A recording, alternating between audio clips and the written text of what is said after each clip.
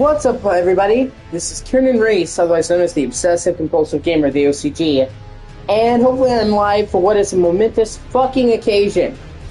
I officially made it to YouTube Partner, bitches! 7 years. And after being reviewed, I was accepted in the YouTube Partner program. Granted, this is just the beginning, but yeah.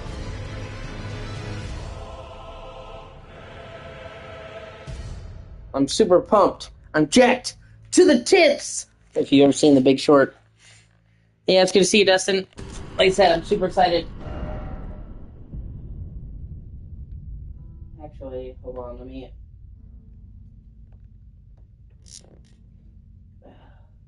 adjust my camera a little bit. There we go. That's some solid, man. I moved it. There we go. Finally approved for YouTube Partner, baby! Obviously, this is just the start. But yeah, I'm finally be able to say that I officially made it. YouTube officially gave me the green light. 7 years, man. I can say I made it. Look, Ma! I'd like to dedicate this award to...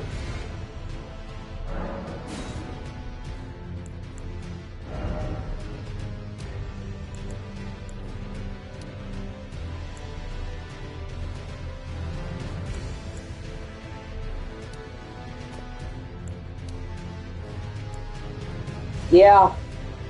And the good news is, like, I don't have to worry about losing it. Before I got to 500 and then I lost some subs. I'm like, no, shit. Now that I've been applied to the partner program, it doesn't matter. I mean, obviously I hope to gain more, but I'm saying losing one subscriber won't be, like, a big deal anymore. Once you get accepted in, you're accepted in. That's it.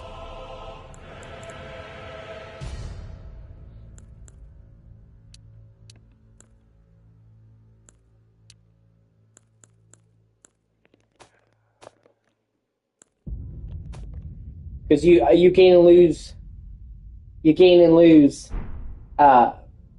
subscribers all the time, if you're me. Oh, wait a minute, hold on.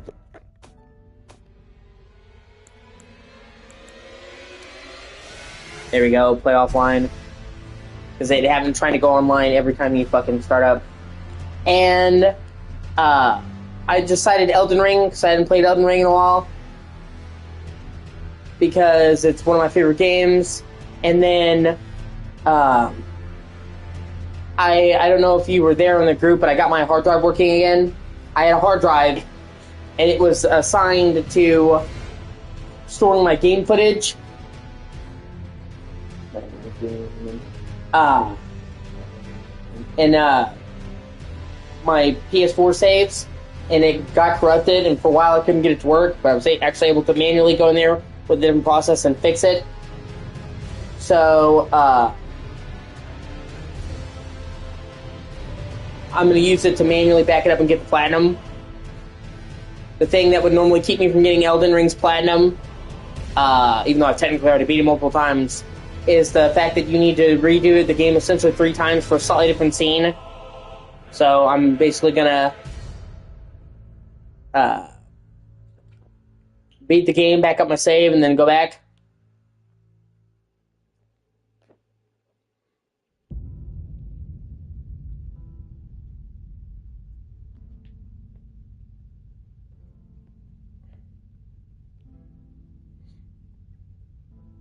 And, you know, I'm not going to do 3 incredibly long playthroughs of this game just for a different ending scene. And before, I didn't really have the option to back up my saves that way, so... And I normally play the PS4 version on PS5 anyway, because the PS5 version can't maintain a solid frame rate. In fact, out of all the ways you can play this on console, even PS5 Pro, the only way to get a totally locked frame rate at 60 is to play the PS4 version on PS5, because it has lower requirements and lower stuff, and that headroom allows it to lock to 60. Even on performance mode on PS5 Pro. On PS5 Pro, you're not getting 60 FPS. So it's like, out of all the ways to play it, it's the most stable way. So normally when I play Elden Ring, I do that, because frame rate's always important. I'm a frame rate whore, not a graphics whore. But especially in a game like this, the Elden Ring, where missing the timing in a couple of hits can result in you dying, frame rate's extra important.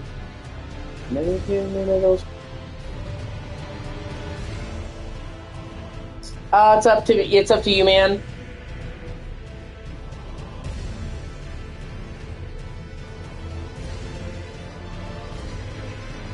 You could also just do. Sorry, I'm trying to get my drink. You also just speed run in New Game Plus, set the difficulty to easy, and do that. That's one way to go about it. Get whatever you missed, but it's up to you, dude. Okay. God in heaven, by which I mean God in heaven and only God in heaven, not could have sung for anyone else. God in Jesus, please listen to my words and intentions right now, not my thoughts. Before there is one, please give me good sin deals. Over this string, please reach in the like we many love around 3 big instructions for the mouth, please okay. Over this string. Sorry, my Steve, being a whore.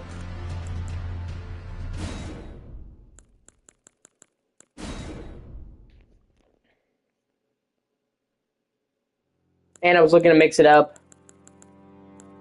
I actually was contemplating doing a run through of all the games in the series, but then I remembered that I wouldn't be able to 100% any of them except for this one. Pretty much because fucking they all have multiplayer trophies, which I fucking hate. So I'm like, well, I'll just do this one because I can fully complete this one without having to do multiplayer. And I think I'm going to do the Warrior. I saw Curved Swords and it was looking good, and that's not something I did before, so.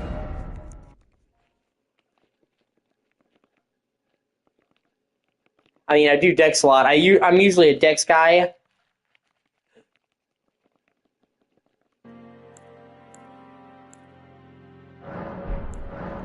I'm usually a Dex guy, but I usually go like the Katana. I've seen some like really cool curved sword builds, so.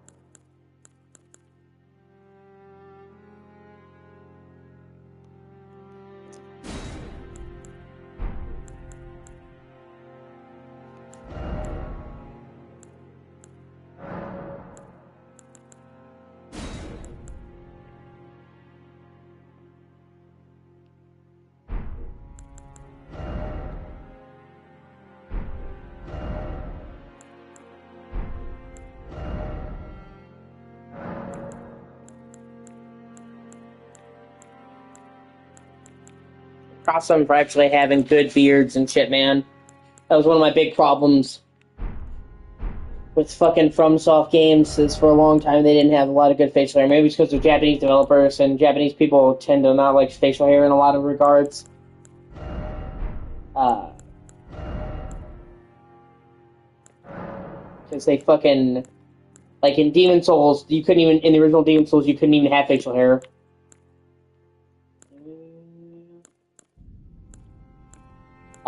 And then so many games they had limited options. Like in Bloodborne, they didn't have a lot of options for beards, which really pissed me off. This game actually has good options for beards.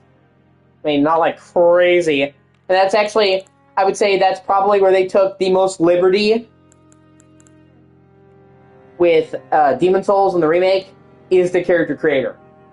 They basically completely ripped it up and remade it and all the options. And you don't see anybody complaining about that because, honestly, the character creator in the original game was kind of shit. And the one in the remake was way better with way more options and actual proper facial hair and toggles and shit like that. So, and out of all the things that they could remake, yeah, it gave you way more options for your character and didn't affect the lore or anything like that. All the characters stayed the way they looked originally, but better looking, better graphics. But, you know, you have more options. And all the stuff that was there was originally was there also. They just added a lot more, like proper facial hair. So...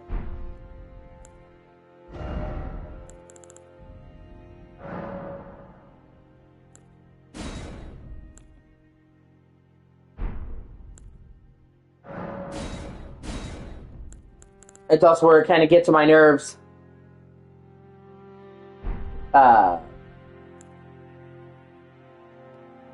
Because people kept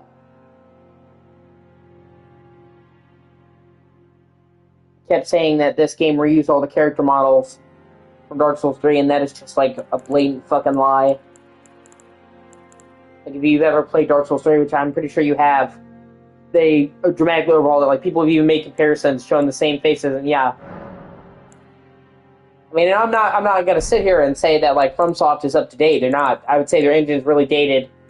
I'm pretty sure it's taking them so long to make their new game because it's going to be an overhaul of their engine. I'm not talking about Duskbloods, okay? They've confirmed already that Night Rain and Duskbloods are made by a separate team because he wanted to give them freedom to do their own games and do multiple things. But Miyazaki has been working on another main game this whole time. And he would have been working on it since before Elden Ring dropped in 2022. So it's already been 4 years, and people are like, well, what the fuck? What's taking it so long? It's probably because they're rebuilding their engine. They have been using the same engine since Bloodborne. And Bloodborne, while it looked pretty decent, I wouldn't even say Bloodborne looked fucking amazing by the time it came out. Like, most FromSoft games don't, honestly. They look okay graphically. I'm talking technically. Artistically, amazing. But from the raw technical thing, like, 2015 also had The Witcher 3 and fucking Arkham Knight. And then you compare Bloodborne to that. Technically, that's what I'm saying. It wasn't like Bloodborne looked fucking amazing even in 2015. It looked good, tolerable, but it wasn't like, oh my god, these graphics are fucking insane. So, and they've been using it for 10 years. Longer now, because Night Rain is still using it. They made upgrades with like Sekiro and all that, but they're still using the Foundation engine. And most of their games up until now have been cross-gen. Their next game is going to be PS5 and Series X and Switch 2 only.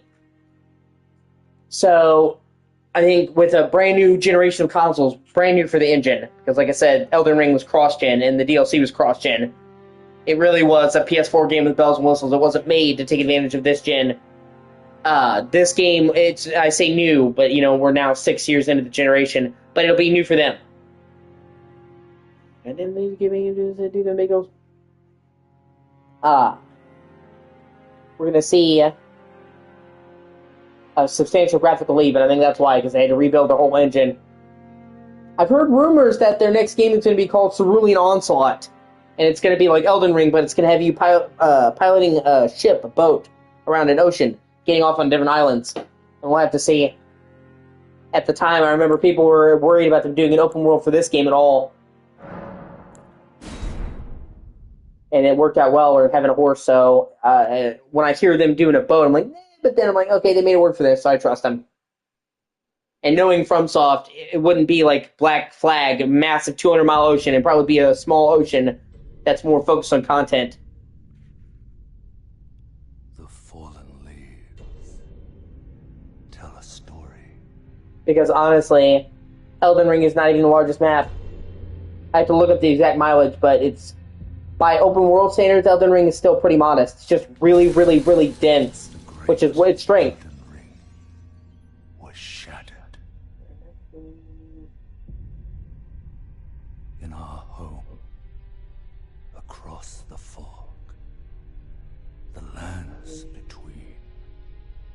So, if they were to do, even if they had you sailing islands in the ocean, I'm pretty sure the ocean would not be that big, and it'd be more filled with shit. Now, Queen Marika the Eternal is nowhere to be found. And in the night of the Black Knives, Godwyn the Golden was first to perish. Soon, Marika's offspring, demigods all, claimed the shards. I have a friend, Nero, he's in the group. He actually did his own voiceover of this. That scene that was really good. He's actually an aspiring actor. Taint of their newfound strength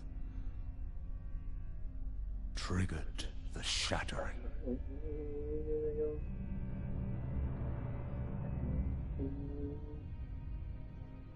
A war from which no lord arose. And I loved how when they first showed the trailer for this game, they showed Millennia. People assumed that she was the hero and he was the bad guy, and it's opposite. She's the dick. By the greater. Meanwhile, Radon is fucking G. Oh, rise now, ye tarnished, ye dead who yet live. The call of long-lost grace speaks to us all.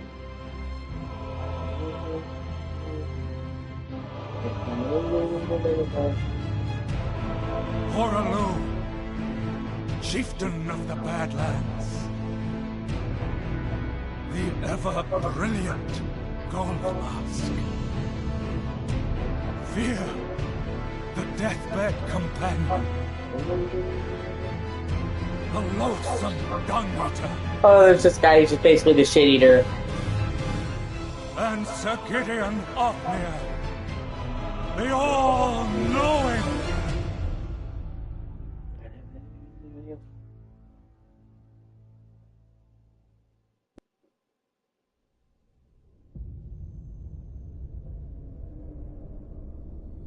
I think it's kind of fucked up how she, Horialu. And one other, whom grace would again bless.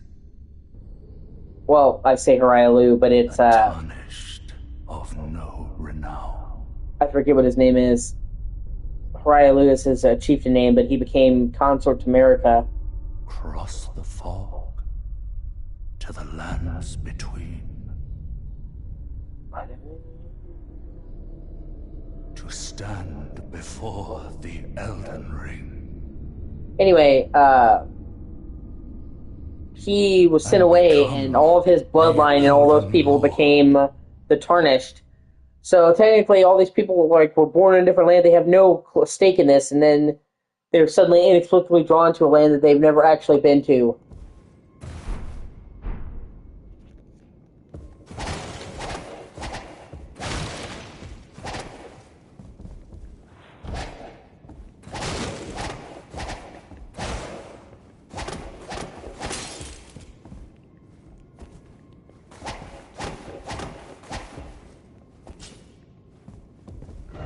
Okay, well, first things first. We're gonna remove this fucking stupid ass fucking cap. Honestly, I'm not gonna keep this armor for very long. I don't like the way this armor looks. Honestly.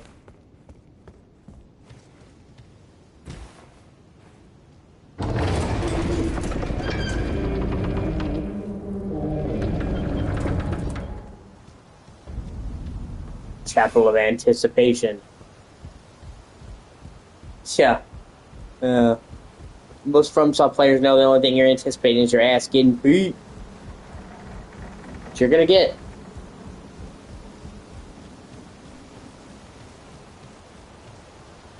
Still pisses me off that this game doesn't have click to sprint.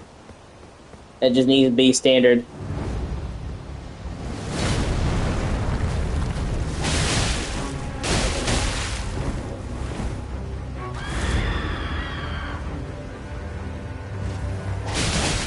Having to constantly hold the dash button gets on my nerves.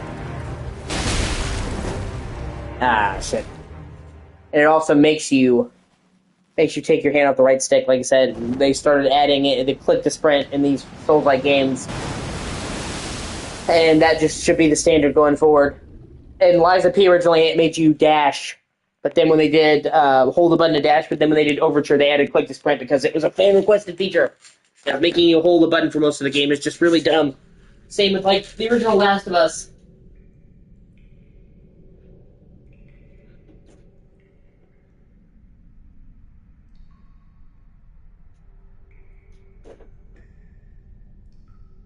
You had to hold L1 to run in The Last of Us. And they in the remake and in The Last of Us 2, they let you make it a toggle and make it the left stick so you could just have a click to sprint. I'm like, oh my god, finally.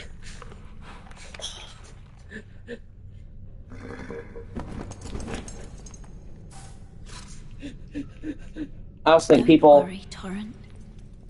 Fortune is on his side. We found him here, after all.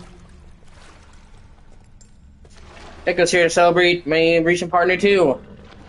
Put a pause in the air if you just don't care. Ba-da-ba-ba-ba. Everybody get loose. Seek the Elden Ring. Even if it does violate the Golden Order. A Golden Order.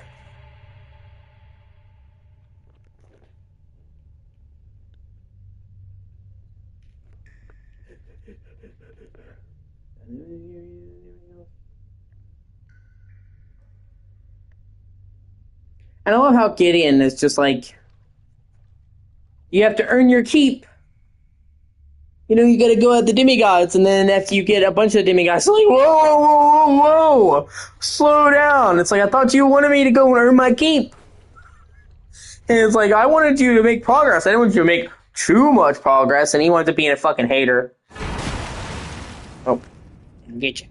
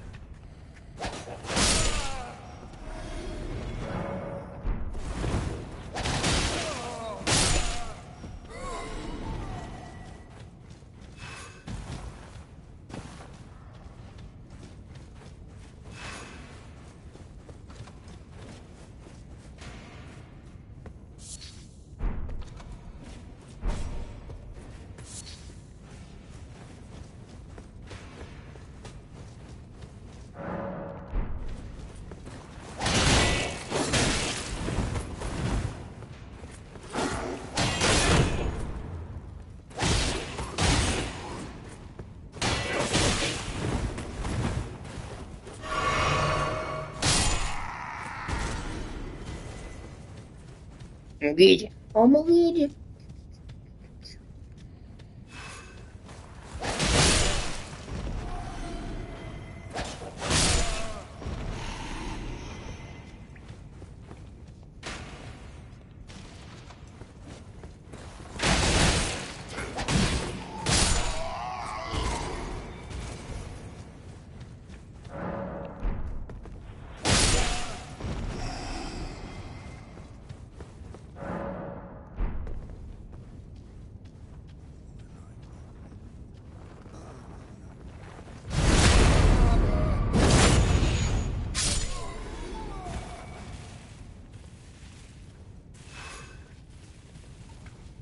Like, he'll never know it's me. Like, your stealth is flawless!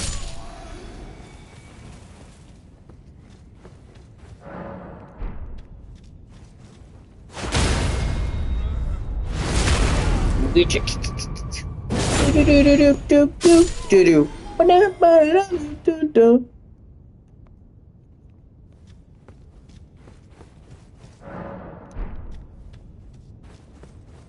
the pole. Give me the pole. Give me the pole. It's my pole.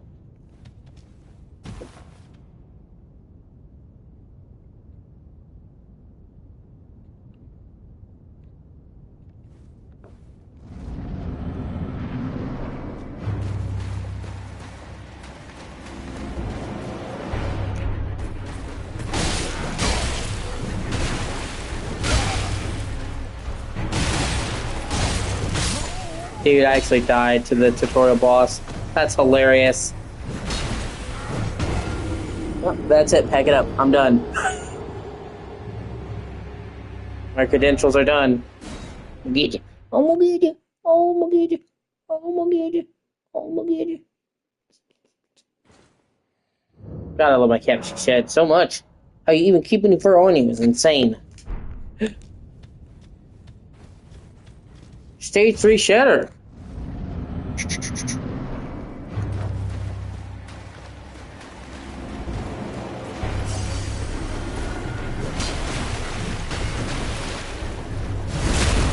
Penetration.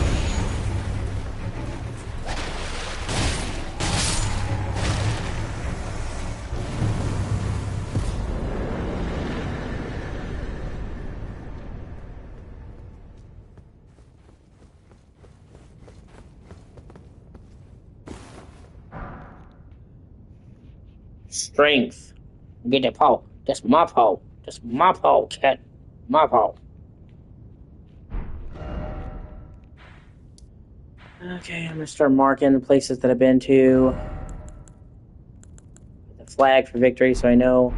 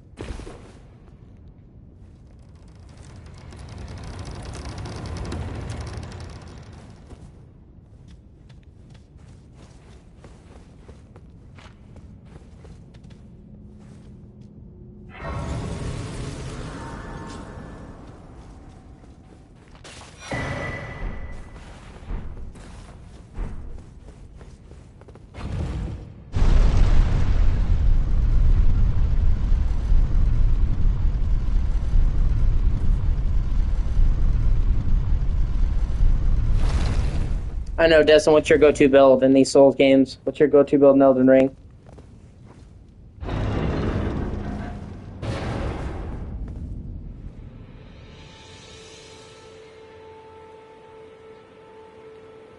I remember seeing this for the first time, dude.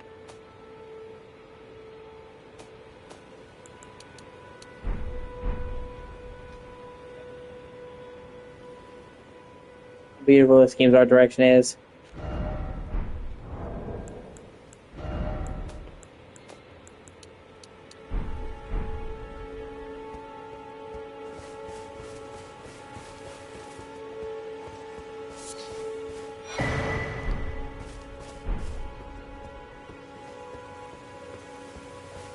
How many fucking memes this guy made, man?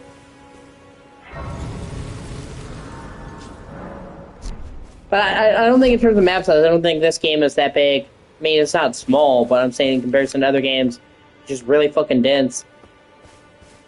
Which is the best thing to do, honestly. If you make a game large just for the sake of large, it'll just be empty. I'd rather a smaller game that you fill up to the brim with meaningful shit than an open game that's empty. Whereas the interest spots are few and far between. I'll be default. It's my fault.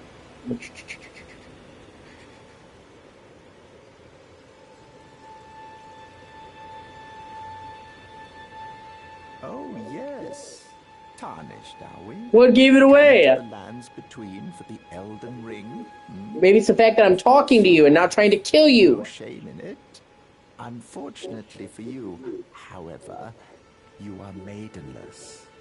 Without guidance. So funny that became a huge meme. Of runes and I never leave to give me, I never leave to give me, I never leave to give me, I never leave to give me. To die in obscurity. Luckily for you, however, there is one shining ray. I mean, if I'm not mistaken, this fucker turns out to be working for Mog, and he's just a nasty dude. But you may have guessed by the fact that he's covered in blood and looks super sinister. Are you familiar with grace? The golden light that gives life to you tarnished. You may also behold its golden rays, pointing in a particular direction at times. Yeah, a ray of grace pointing me to your mom's house. Of grace, a path that a tarnished must travel. Indeed. Grace's guidance holds the answers. It will lead you tarnished to the path you are meant to follow, even if it leads you to your grave. Grace's guidance will reveal the path forward, most certainly, to Castle Stormvale, over on the cliff, the home of the decrepit demigod, Godric the Grafted. It's time you set off, I should think, to Castle Stormvale on the cliff, where Grace would guide you, if you seek the Elden Ring, maidenless as you are.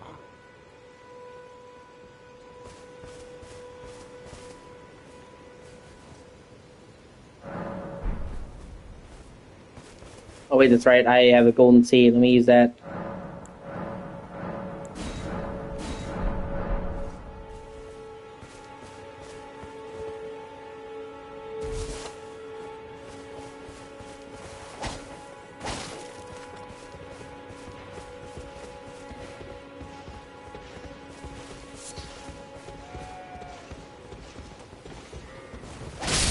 I love how the ghosts in this game fucking roll, man.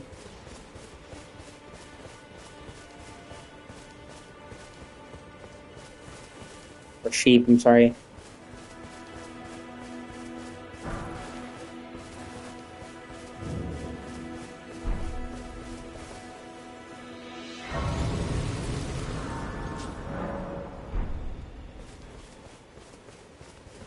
You're tarnished.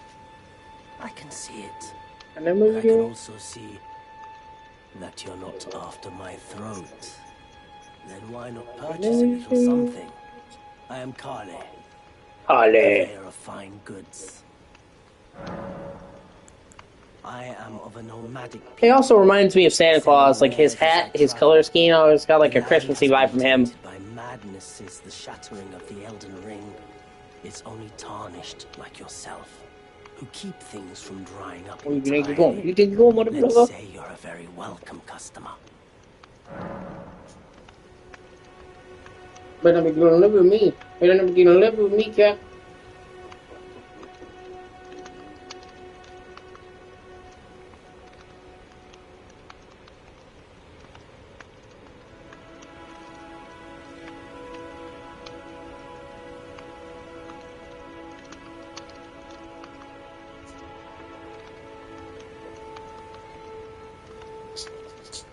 No, she wants out now. Okay, boss, if you say so. Bitch, no. Bitch.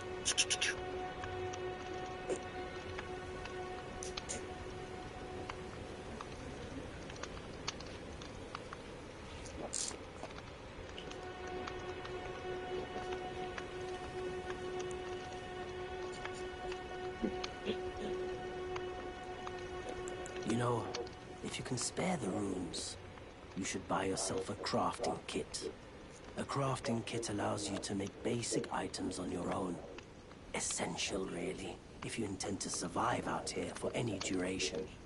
The kit costs a bundle, and I admit I do take my cut. But the important thing is that you survive. Every customer counts, after all. Goodbye, for now.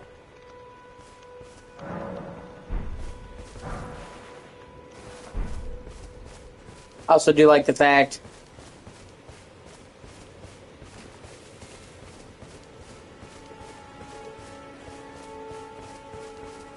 that they added in a patch the ability to see where NPCs were.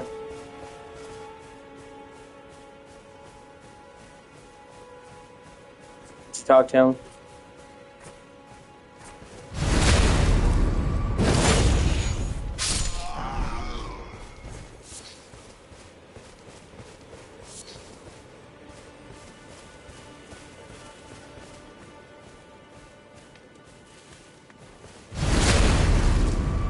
Or another thing I really like,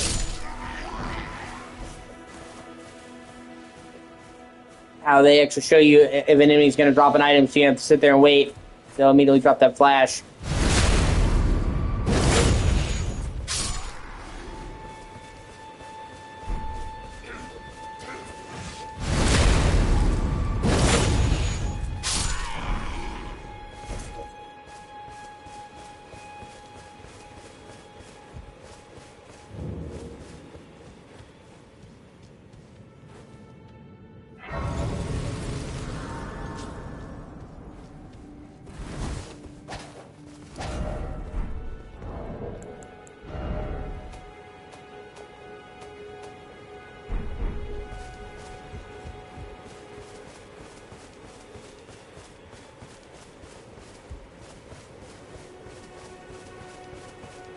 What sucks is this game's performance issues could be entirely fixed by lowering the resolution. They just found that for the way they optimized it, that the resolution is too high. So all they had to do, Digital Foundry estimated, is like the lowest bands of the dynamic resolution. It targets 4K, but it can't ever hit it. That's the problem. They tried targeting a native 4K with Elden Ring, even in performance mode. But it spends most in its lower band when the stress test is heaviest, it's like 1512p. And they estimated that if they just made the normal resolution for performance mode 1440p, literally would have fixed all the performance drops. Because 1512k is where the performance drops, the resolution drops at the lowest. So, just by lowering the resolution to 1440p, which already is the standard resolution for most performance modes in games, especially at the time,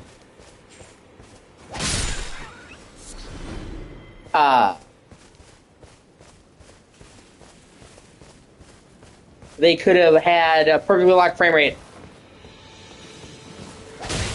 Because the game was already around 50 to 60 frames per second, mostly in performance mode anyway on PS5.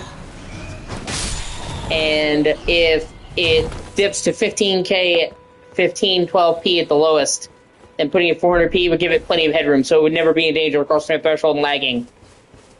So, like, that's what I mean when I say FromSoft, like, it's too much glazing, because, like, they are good, and I love them as a company, but when it comes to the technical aspect of making games, they kind of suck.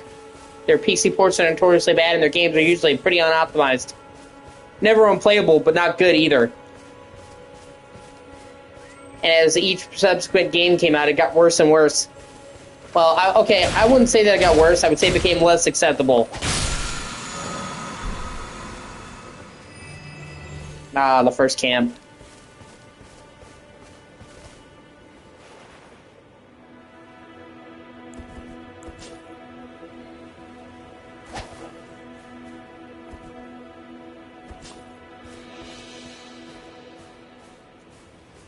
Because, it's like, originally, they were making Demon Souls on a budget, so if it had some performance drops here and there, okay. Even Dark Souls. But it's like, now you've been using the same engine for God knows how long. You've been making these games for years. Your games are selling, Elden Ring sold like 30 million fucking copies. Excuse for making a poorly optimized game at this point. Witcher 3.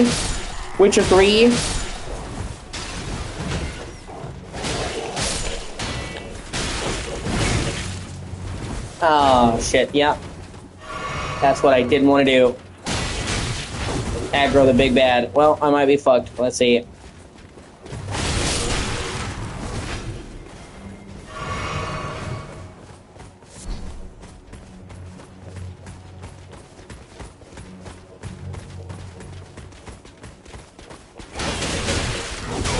Yeah, I may be fucked.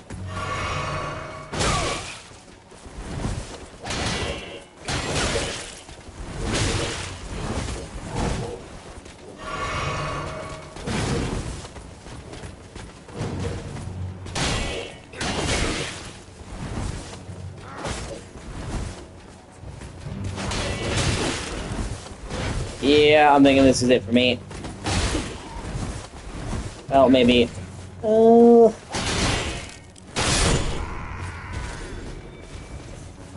on, I have to recheck the chat. I might be able to pull this out of my ass. Nope, fuck! But I'm saying even my PS4 standards, it wasn't exactly a looker.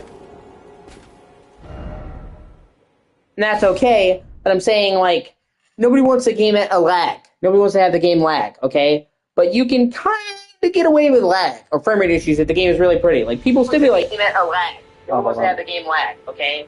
But you can kind of get away with lag, or frame rate issues. Anyway, when, you can kind of get away with lag if your game is really pretty. People are like, well, it has frame rate issues, but it looks really good. But when you have a game like this, where it's not pushing graphical boundaries, and it still is lagging, it's a double whammy. It's like, okay, this isn't even pushing graphics. And like I said, it was just unexcusable that it couldn't lock down to a 60 FPS on performance on PS5. It's like, this game doesn't even look amazing by PS4 standards, and you're telling me you can't hit a fucking 60 FPS on PS5? And the answer is it could, like I said. Just by better optimization. I guarantee you, they could literally have kept everything the way it was and still got it to run better just by better optimization. So not have to lower the resolution at all. But even then, they had an out. Like, say you don't want to optimize your game. Okay, just lower the fucking resolution, literally. Digital Foundry, the people who, know what they're talking about, like, if they just lowered it to 1440p, it would be fine. And then everybody would be okay. Well, it's not going to win awards, but it has good art direction and it runs good. And then somehow they didn't, Night Rain, even though it came out later, actually still had the same performance issues. So they literally did not improve anything. Which is just really disappointing, honestly. Okay, keep moving. Aggroing a couple people is fine.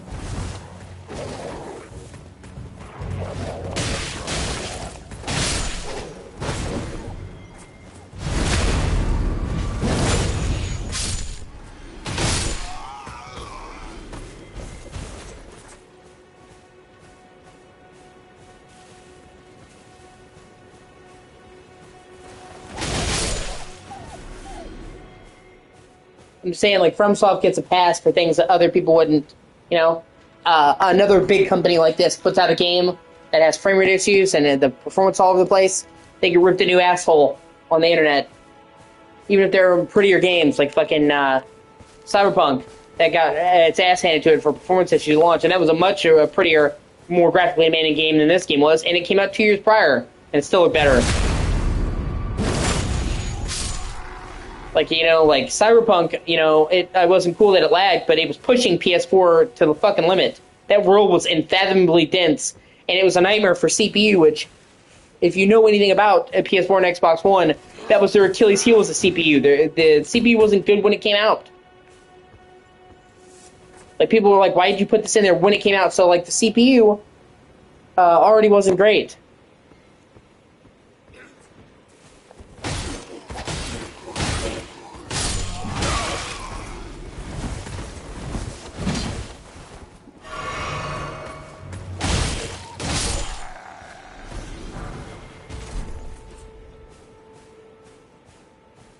And Cyberpunk was a nightmare on the CPU because the cityscape and all that, so it was always going to push the consoles hard.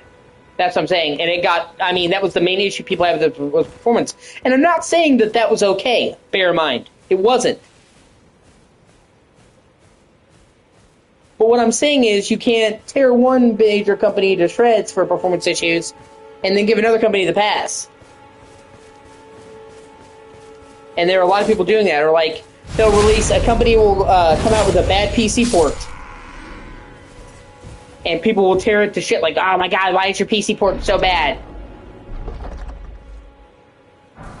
But, like, once again, if you've, played FromSoft, they're notorious for having bad PC ports. The original fucking PC port of Dark Souls 1 is considered to be one of the worst PC ports of all time ever. It's basically like you have to get fan mods to make that shit playable. It's not like one of those, like, oh, you know, mods can help you. It's like, no, if you want this to run at all, you need mods. It was awful. And they never fixed it, ever. They never patched it. Elden Ring had massive fucking PC issues at launch. Where, like, PCs that were, like the best PCs money could buy, that were, like, much, much better than Elden Ring. You know, like, Overkill were struggling to run at a solid frame rate because the optimization.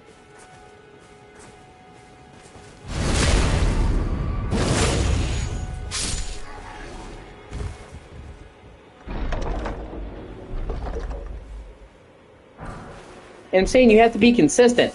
Either everybody gets a pass or nobody does. You can't say, well, I like you as a studio, so you get a pass. No. I mean, you can say, I mean, don't get me wrong. If it's a game I like, I'll put up with more issues. That's just how it works. But I'm saying, I can play FromSoft's games. I can like their games. And I can still call them out for shit optimization. Like, I can like them and still call them out on their bullshit. And if you notice, even if there's a game I really like, I'll mention, yeah, I really don't like this part. Like, some people actually think, like, if you like a game, you shouldn't criticize it. And that is, like, the dumbest fucking mentality I've ever seen.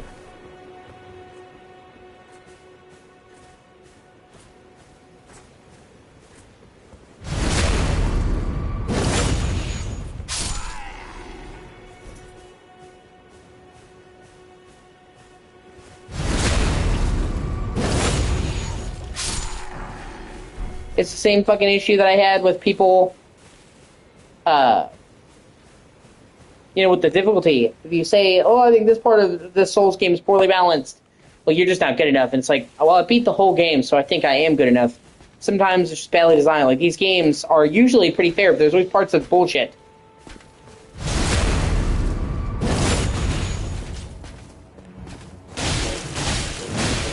Like, people will actually try to excuse the fucking old bed of chaos.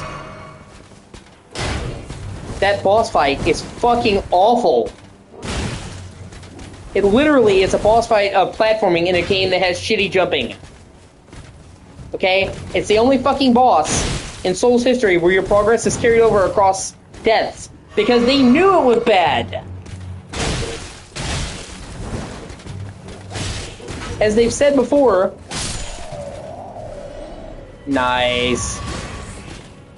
As they've said before, Miyazaki himself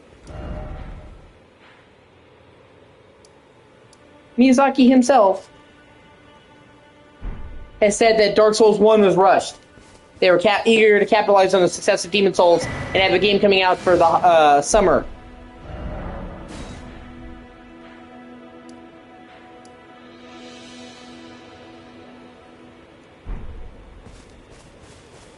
And that's why there's, like, parts of Dark Souls 1 that are blatantly fucking unfinished. Like the old bed of chaos. So, like, people are defending this when even the developer's like, yeah, we were rushed and that was unfinished. I'm sorry. So if the developer is going to be like, yeah, we fucked up, you shouldn't be fucking sipping for them.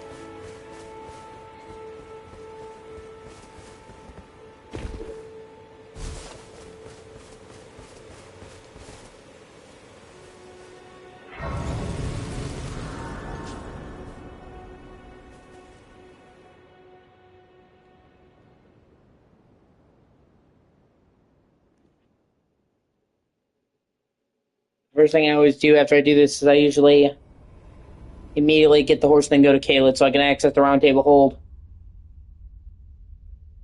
Technically, you could go to any, but out of all of them, it's Caelid's closest. Greetings, traveler from beyond the fog. I offer you a Honda Accord. I am Melina.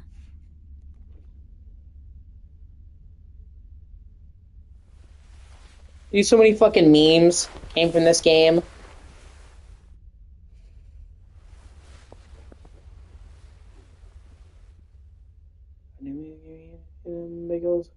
I offer you an accord.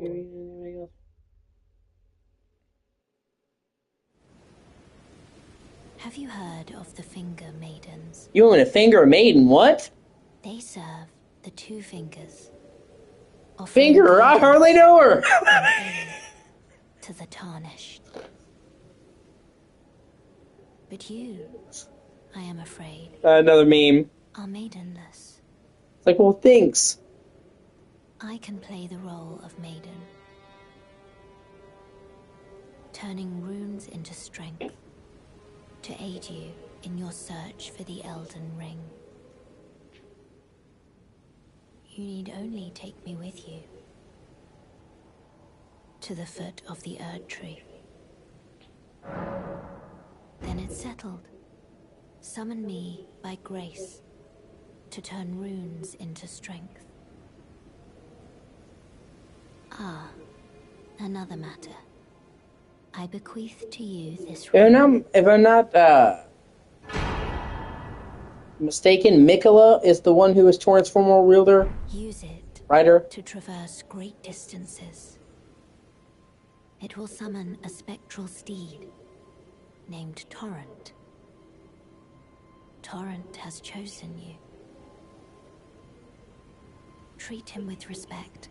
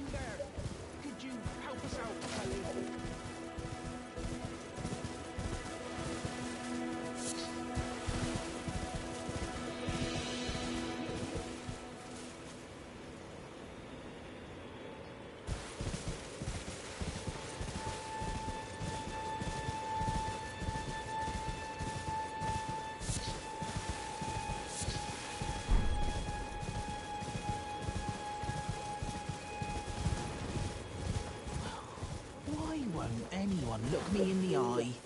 I'm not that ugly, am I?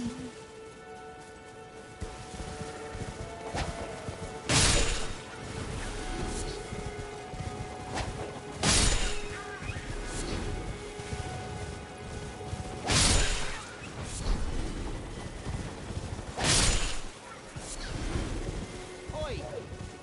You there. Could you help us out, Cully?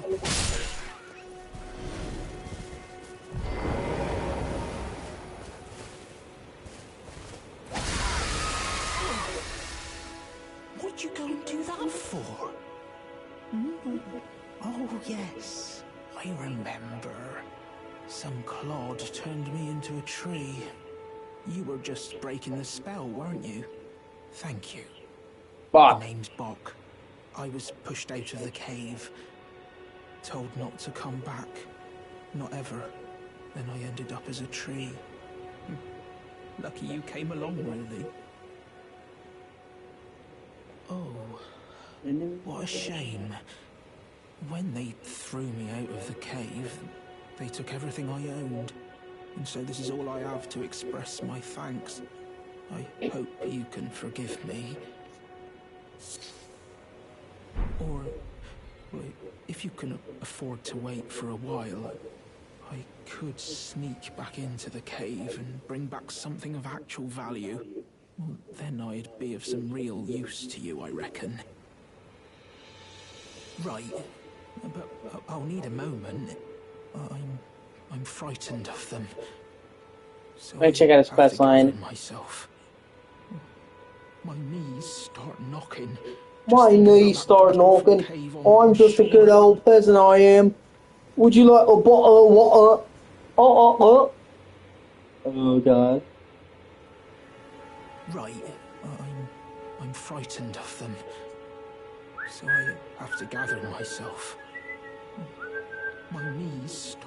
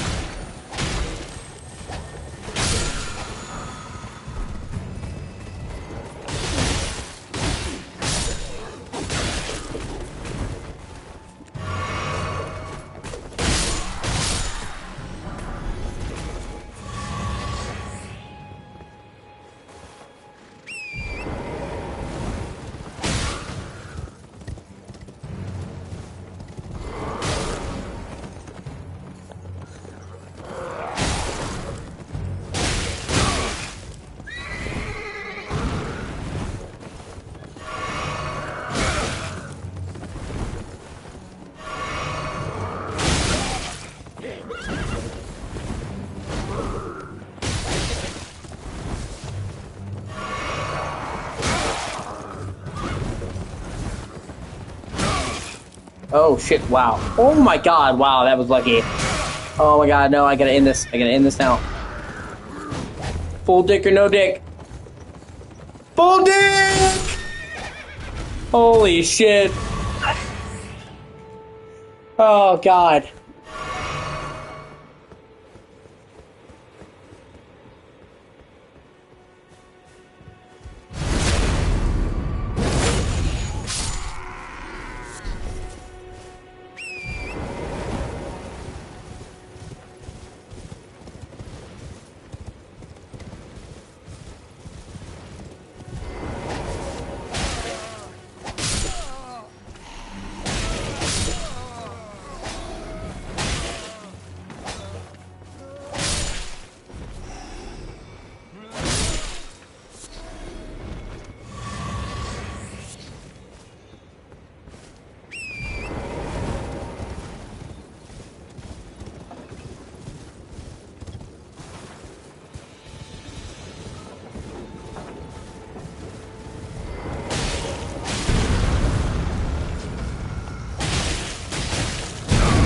Oh god.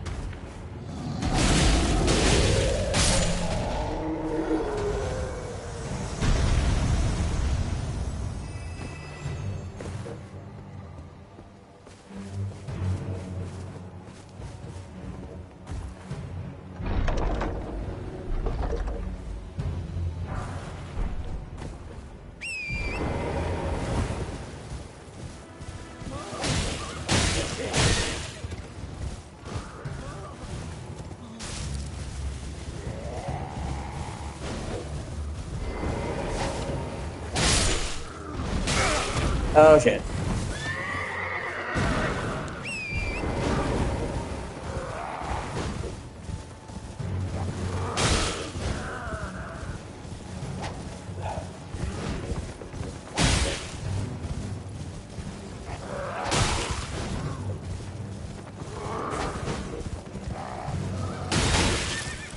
Oh my god, I'm still alive. Holy shit.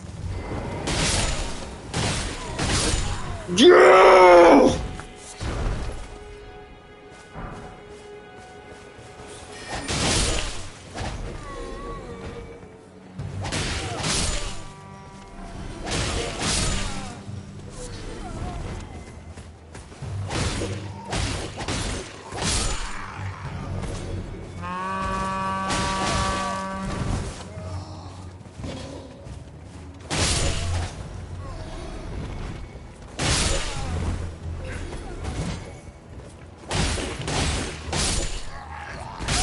Oh my god, the fucking exposed fucking torch got me. That's so fucking lame. Whatever.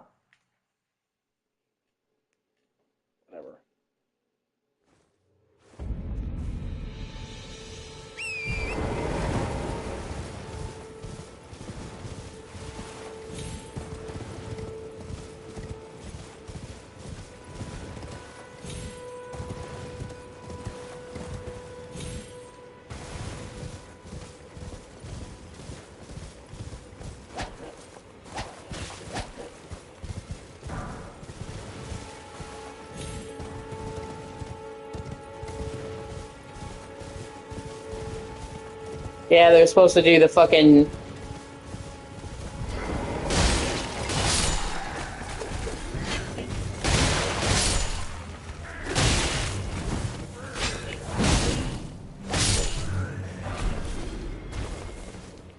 They're supposed to do the fucking Tarnished edition for Switch 2 for Elden Ring last year, and then it got delayed this year, and we still have no word when that's fucking coming. And because it was supposed to add a DLC for all versions that would add 3 new classes to the game, and 3 new outfits, and 3 new armors for Torrent. Which is cool, because for a game where you spend so long on your horse, it was really weird that you could never customize the horse.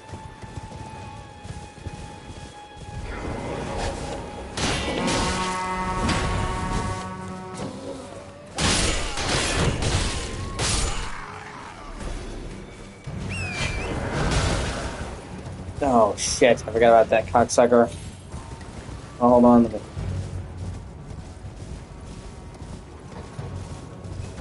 Well, I don't even know if Torrent is a horse. Honestly. What do you call him? And to be fair, I don't think they ever call him a horse. They say Spectral Steed. Steed's nuts! Ha ha!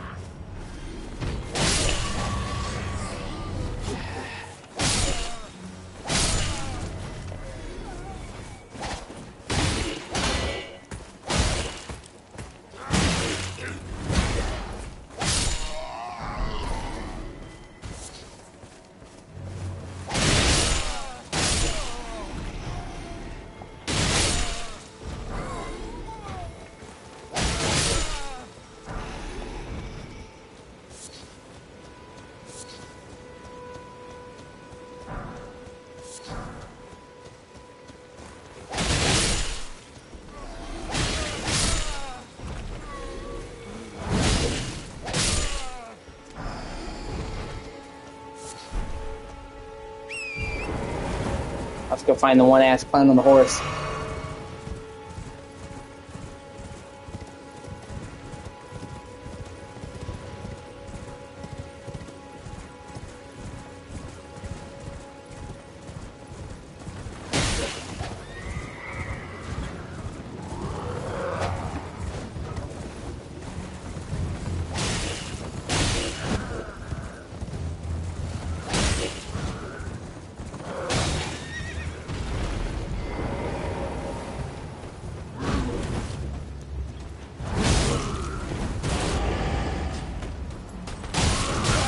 No, no, no, no, no. We come too far.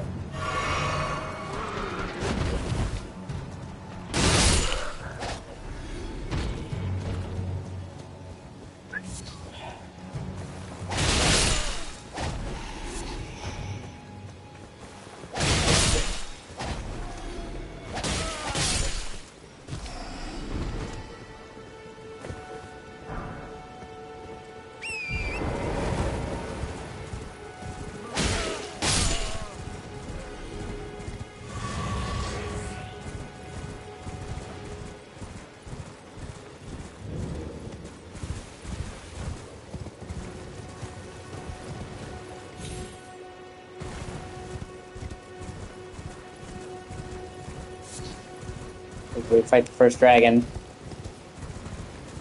I'm not gonna right now. That's where we will.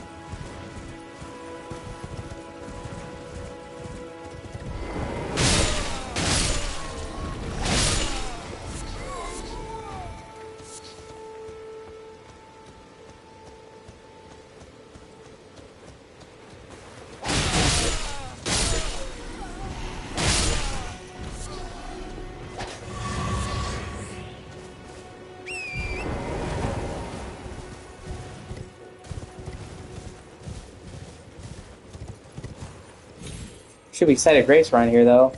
Right above the lake.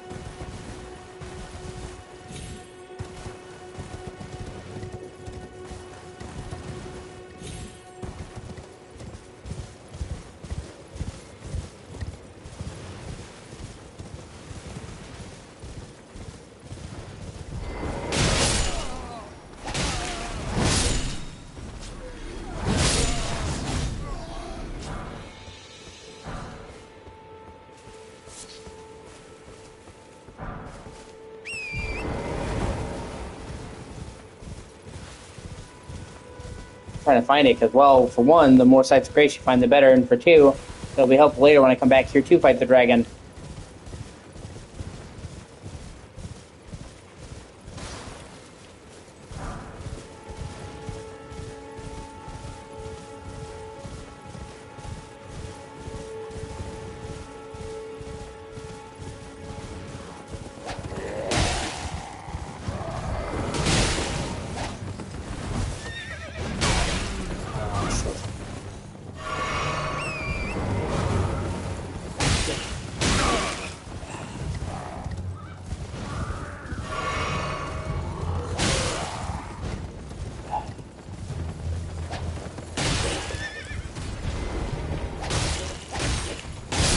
Oh, snapper!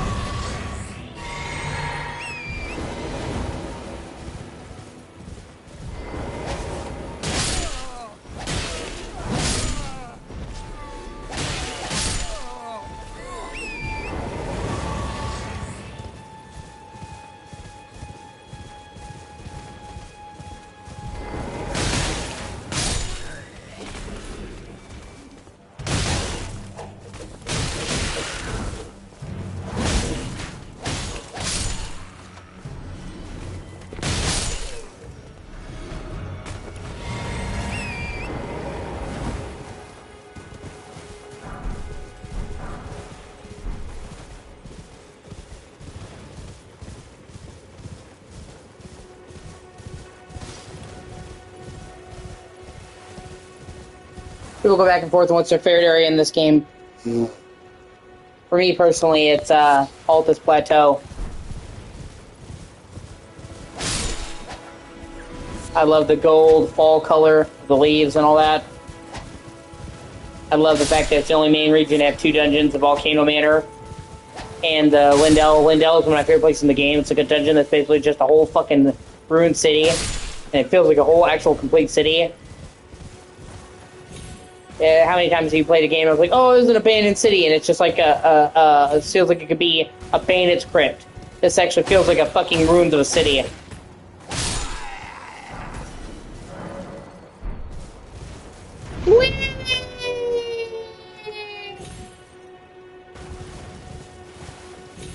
And that's where you get the Bloodhound Fangs blade, I'm pretty sure.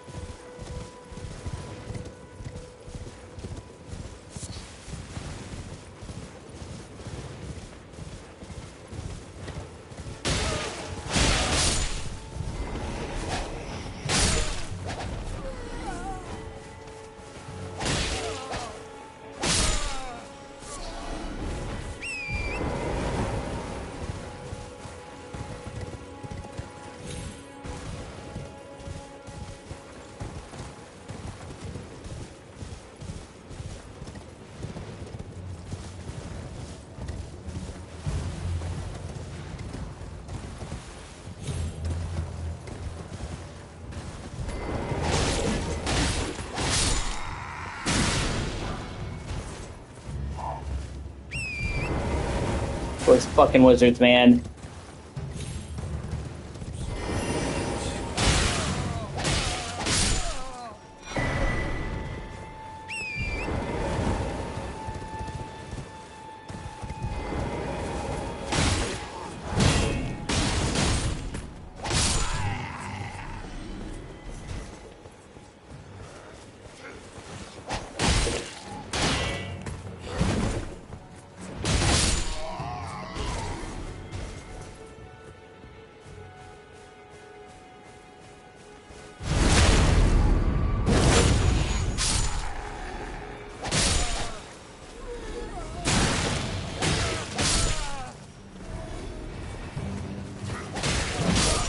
Oh, fuck, I died. No! I got to take America. America! America! Fuck yeah! Here to save the motherfucking day! Yeah!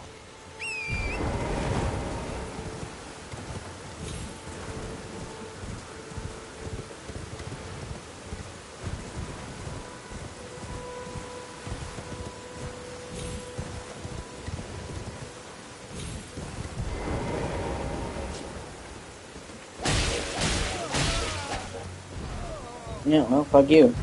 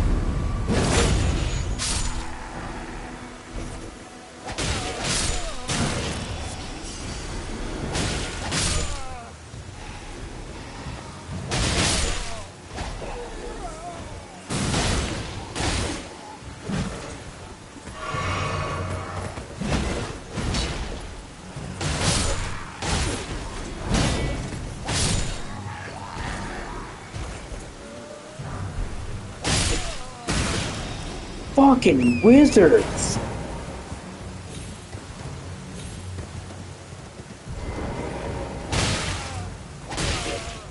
That's right, fall to your... Oh, I didn't fall to his death.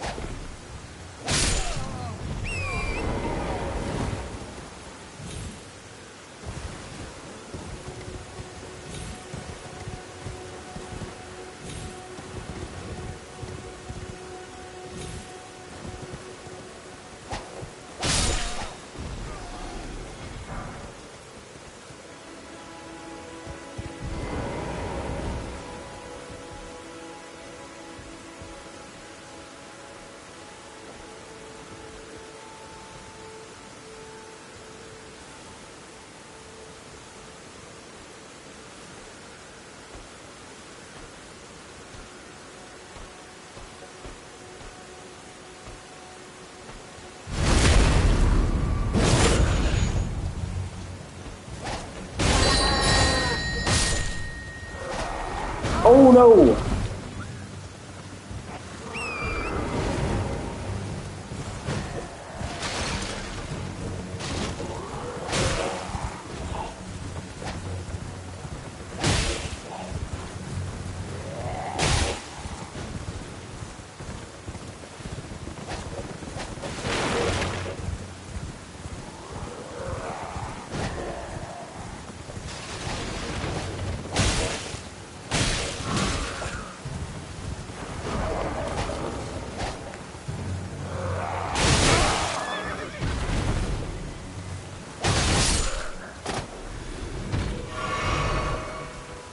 Holy fuck.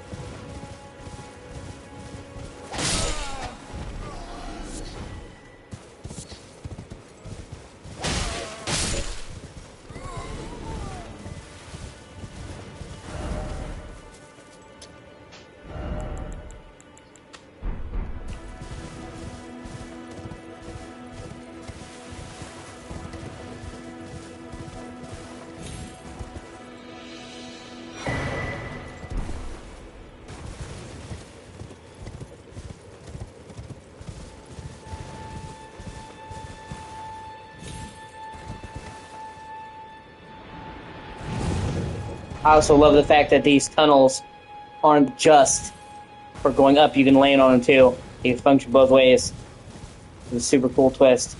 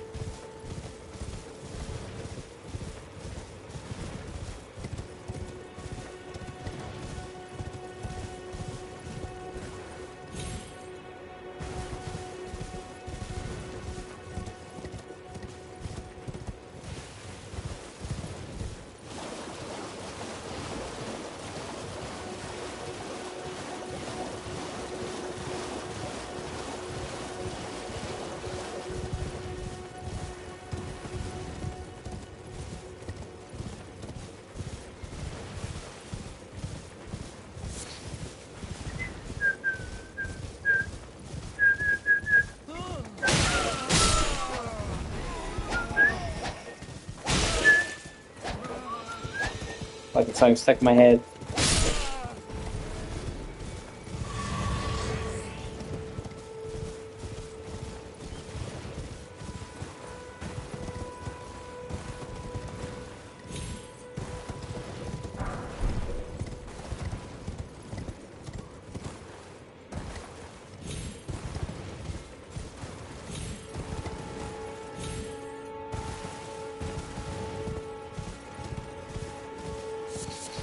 I swear to God, there's a fucking site of grace by the lake.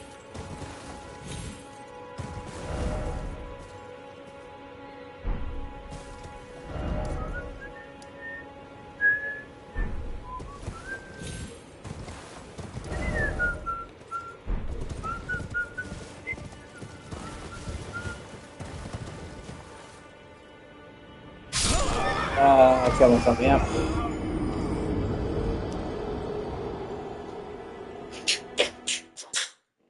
They were a lot better about height and fall distances in this game, and past FromSoft games you could barely fall anything.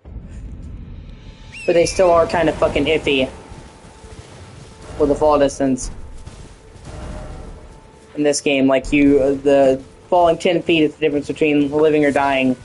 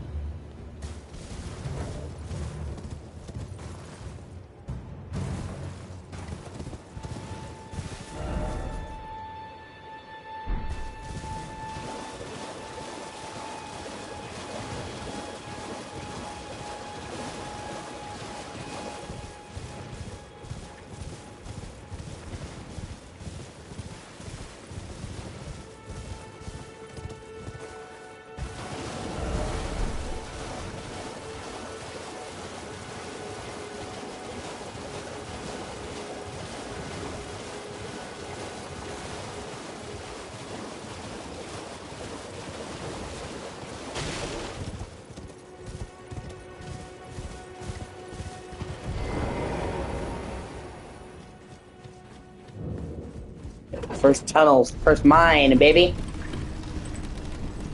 I'm not even coming down here right now. Just want to get the site of grace. I'll be back here.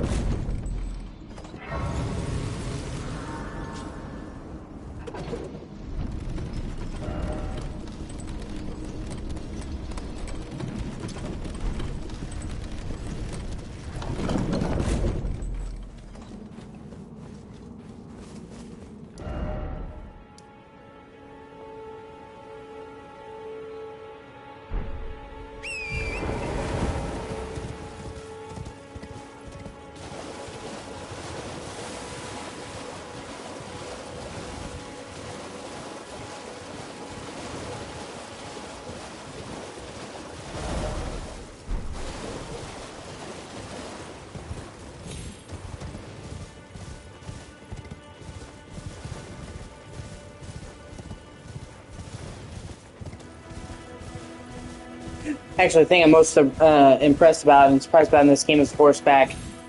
FromSoft games have very clunky, on purpose, heavy movement.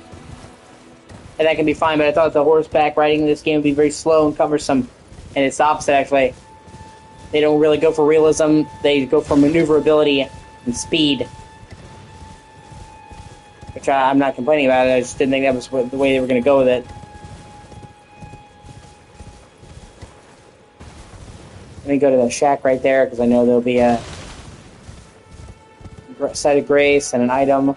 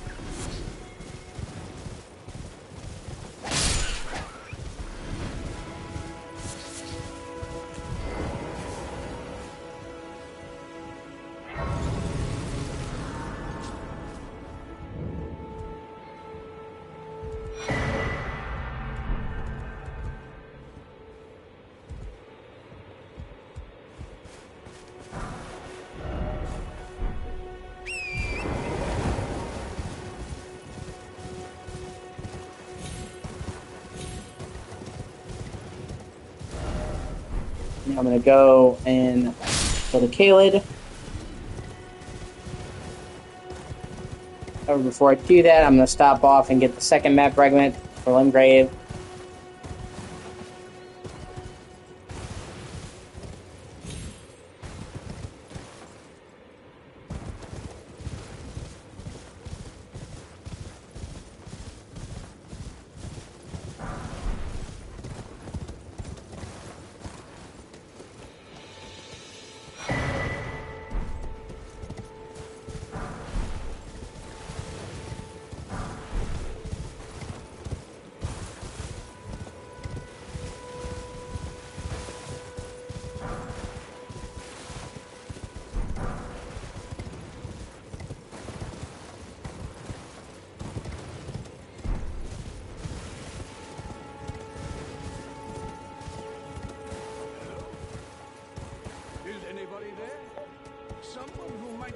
interested in rescuing the great Kenneth Knight.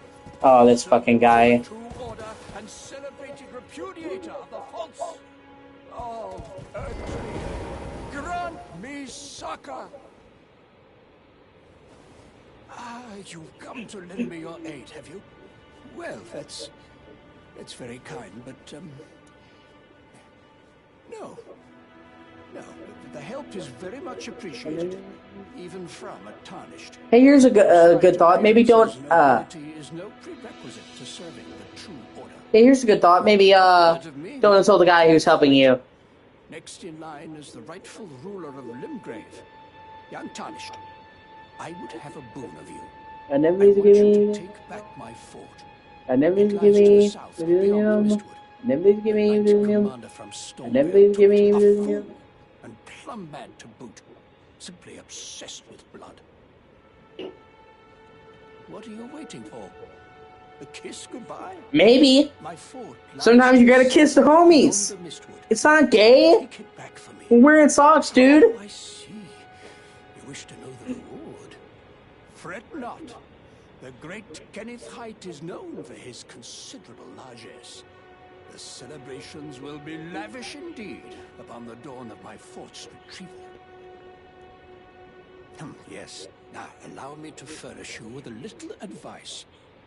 I would take great care to avoid Godric's tarnished hunts were I in your shoes.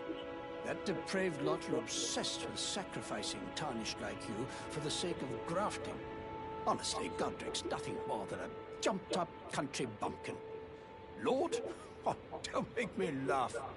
First, he hid himself amongst the womenfolk to flee the capital, then hid from Radahn in that castle. Then he insulted Melania, lost to her in battle, only to lick her boots rather than die like a man. Has he no shame? The big girl's blouse? Everything he's saying about Godric is right, by the way. He's a bitch. Last of the golden lineage. Though you almost wouldn't know it to look at him. Yeah, I almost feel sorry for the chap the more I think of it.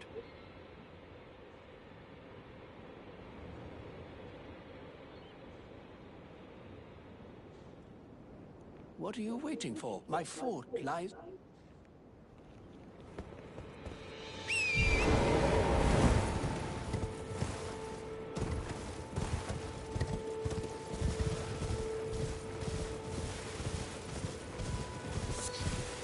Which does make sense, because the first one you take out is the biggest pussy out of all of them. Which, I mean, you know, you gotta work your way up the chain. Maybe a bitch demigod, but he's still a demigod, so...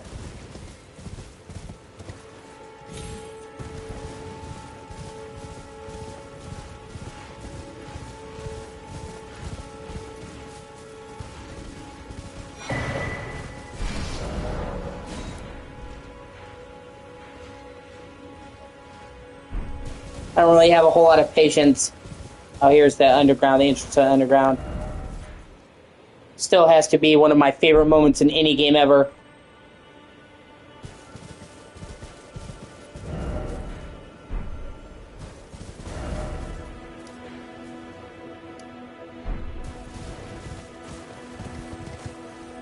Oh, in general, the underground is one of my favorite parts of this game, period. You think, oh my god, this map is so big, and then you're like, oh, there's a whole nother layer underneath. And then you have an idea what you think the underground is going to be, and then you're like, oh my god, is that a fucking Starry Night Sky underground? Is it like a whole lost fucking city?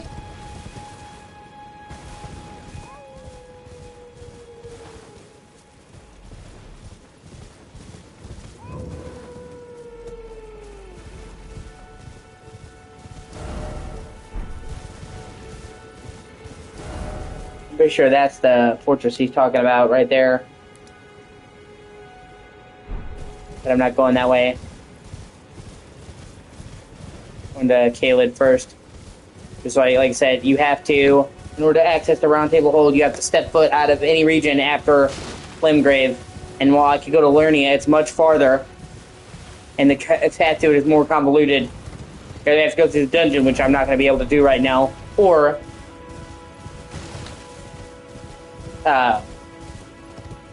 take a path around, but it's really fucking convoluted.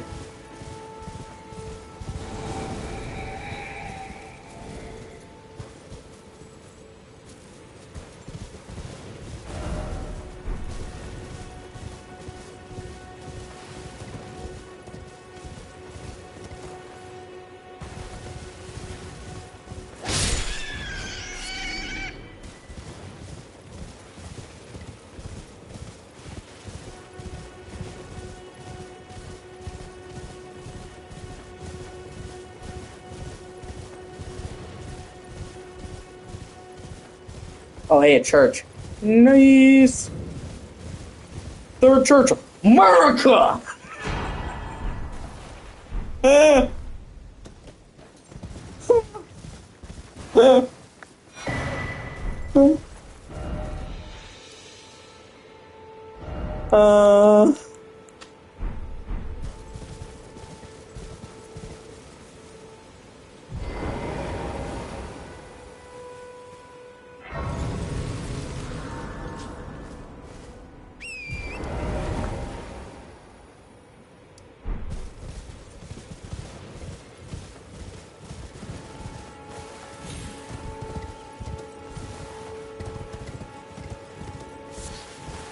Altus Plateau is one of the smallest areas in the game, but it's my favorite because, one, it's the most dense. Two, it has the autumnal color. And three, it also has a ton of variety. Even though it's...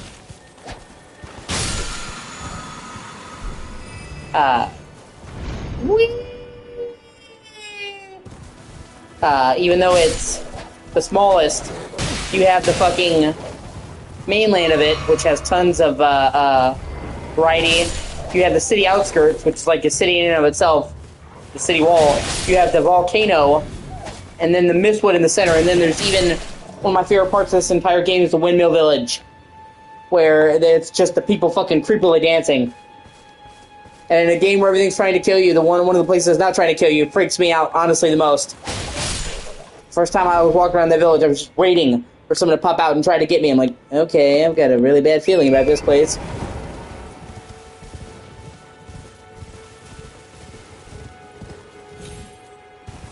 And like I said, it's the only region in the game that has 2 legacy dungeons. Usually it's 1 per region.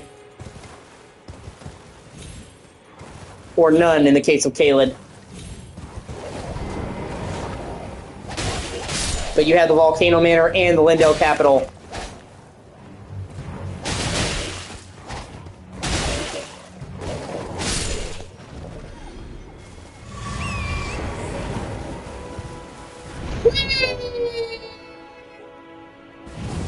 God, that's so much fun to do.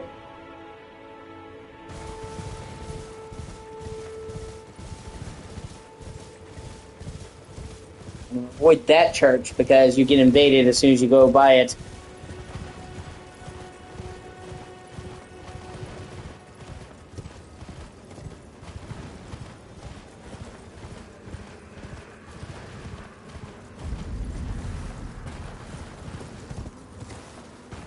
Also, I like the fact that Caelid is actually a completely optional region. You actually never have to set foot here, ever. Every other region, if you're going the main path, I'm not talking about skips and glitches, but I'm talking about every other region you have to set foot in at least a little bit. You have to start on Limgrave, obviously. You have to go through Lernia. If you skip Stormvale Castle, and you have to go to Altus Plateau, and then you have to go through the Land of the Fallen Giants. Caelid, you literally do not ever have to set foot in. Forgive me. I've been testing you to determine if the Elden Ring would truly have you. If you had the mettle to endure this long and arduous path. It seems my worries were unfounded. Torrent had your measure from the very start, whereas I merely pretended. There is but one other thing I can do to offer you guidance. I can take you to the Round Table Hold, gathering place of tarnished champions, guided by grace. Very well.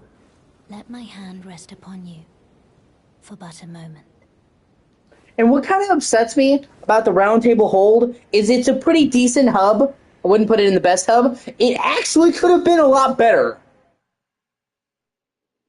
When you go to this hub, it's really kind of tiny and self-contained, but the thing about it is you can actually find the original Round Table Hold in fucking Lindell. And it has the area that you go to, but it also has a big outdoor corridor, a hall, a central keep, and like, man, like if all this had been in the actual hub, this would have been way cooler.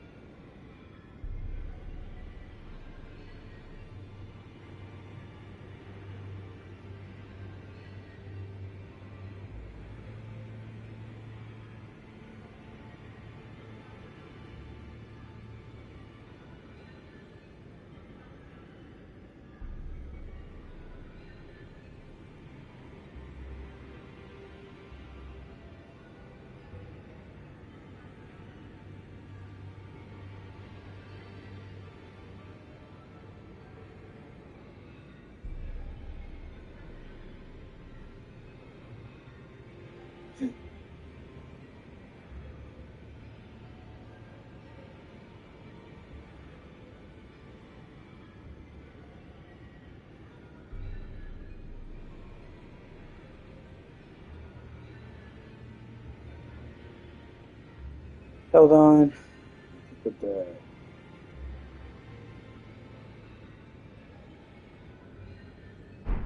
Let me go talk to the people. Peeps. Oh, here we go. Circadian Afnir. Oh, this is a rare occasion. I can't remember. You can fucking with me? New tarnished made their way to the round table. Very well. As your senior, I bid you welcome. It is safe here. You may let down your guard. Which he's actually not lying. Actually, nobody can use their weapons here. It's enchantment. So, and you know, a lot of times they're like, "Oh, you can let down your guard. They're trying to stab you." No, it is. This is literally one of the only safe places in the fucking lands between.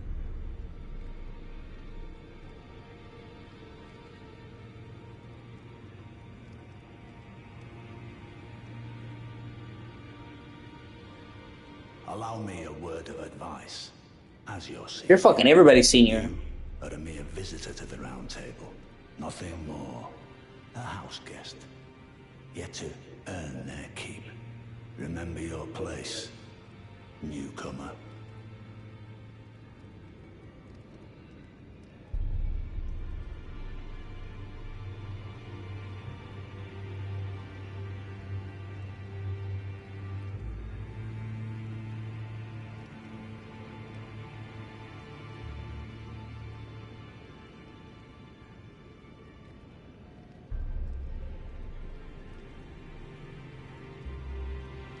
Hold on 1 second. I have to listen to some.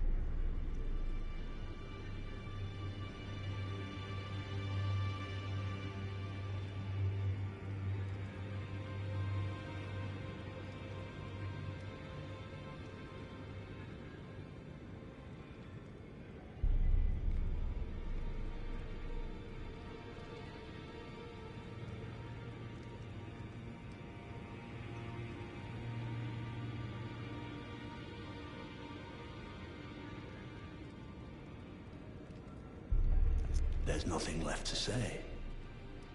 Be at your leisure.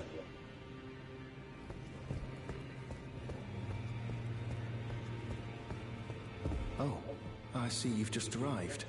Welcome to the Round Table Hold. I'm Corin, a man of the cloth. I teach incantations, the strength granted us by the Two Fingers, and explore the secrets of the Golden Order, so that one day, if a Tarnished of the Round Table Hold should become Elden Lord, I might counsel them, ensuring order regains its proper form, righting rule over men. By the way, do you still see it? The guidance of grace. You do? Wonderful news. Most Tarnished are blind to it these days. You are something of a rare breed. Well, what do you say? Care to learn an incantation of the Two Fingers? I've never liked magic in any of these games. I know that like everyone's like magic's OP. I just find them incredibly clunky to use. Having to swap back and forth from a melee weapon and then having to manually toggle through the spells on the D-pad is clunky as shit. And just doesn't have any rhythm. May the Golden Order shine through you.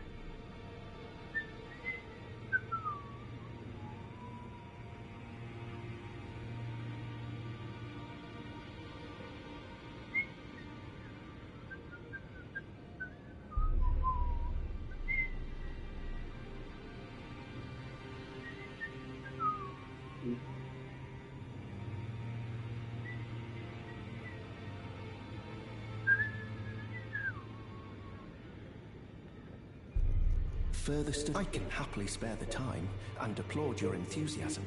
At least he's not like sanctimonious and dickish, though. There's priests in other games, even in other FromSoft games, who are like holier than thou. Like Kinetot. I mean, he's not a priest, but that general attitude. He's at least humble about it, not being a douche. So I applaud him for that. I don't believe we've met. I'm known as D. D Knight! Who live in death and weed their death root. Heed my warning. Heed my Those warning. who live in death should be left well alone. All the more should you spy a mariner among their number, unless you wish to lay down your life in vain.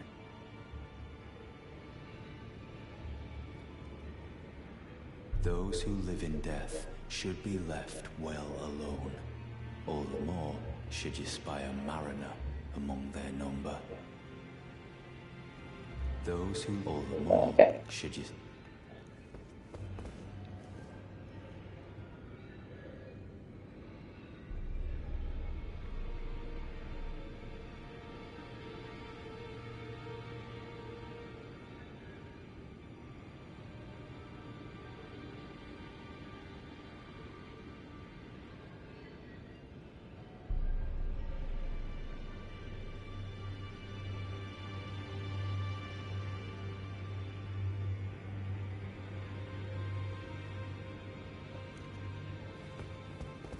Ah, hello. You must be new here. Well, just call me Dialos. The honor of one's house holds little import in these lands. By the way, have you met a young woman named Lanya on your travels? She's my servant, but fickle as the wind. Take your eyes off her for but a moment and she's good as gone. If you find her, please be sure to tell me. Be sure to tell me if you meet a young woman named Lanya. She's a servant to my house. She's been my companion since childhood. I've lost count of the number of times I've had to find her like this. Honestly, she's such a little tomboy. I just found something about that delivery to be hilarious.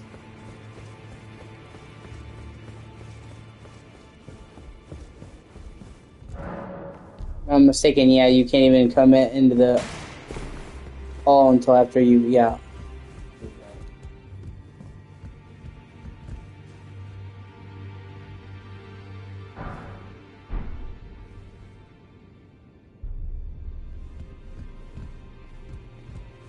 Getting off their shit doesn't even open up until after you come back.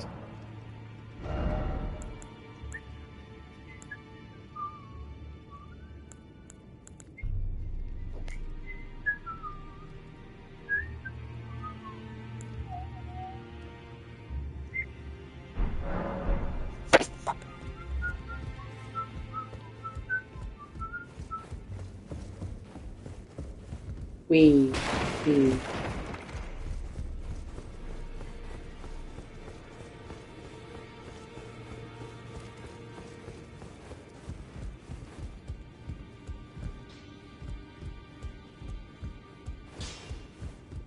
You're a new face. No matter. It's all the same. Lay out your arms. I love the fact that he starts out just not giving a shit about you, and by the end of the game, he's like your biggest supporter. I see you've noticed the chains.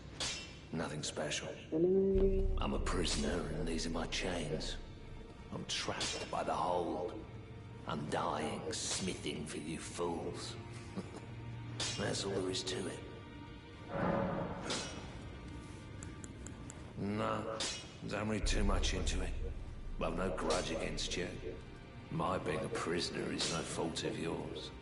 Besides, I don't mind smithing. Despite my differences, the weapons get stronger all the same. Given time, technique never fails. Besides, it helps me forget the sheer terror of her.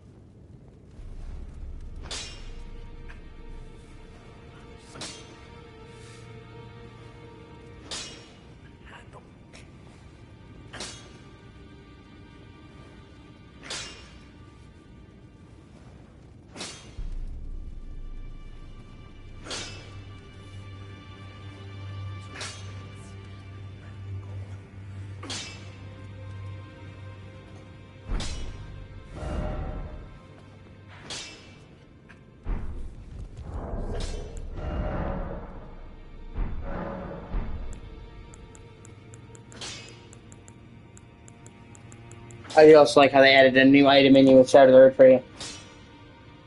Helps you get to your new shit, honestly.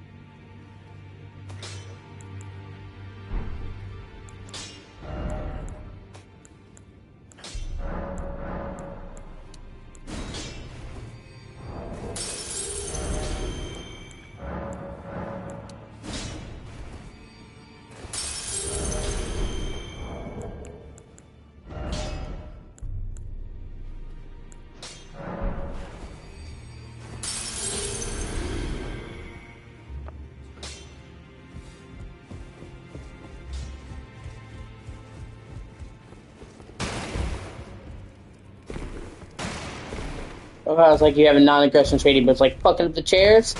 No problem.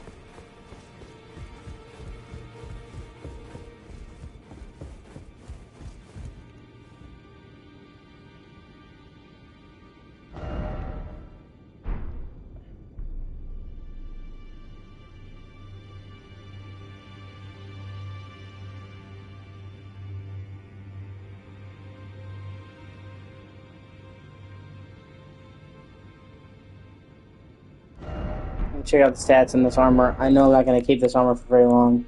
9.5, 12.4. Yeah. I'm looking for good early game armor.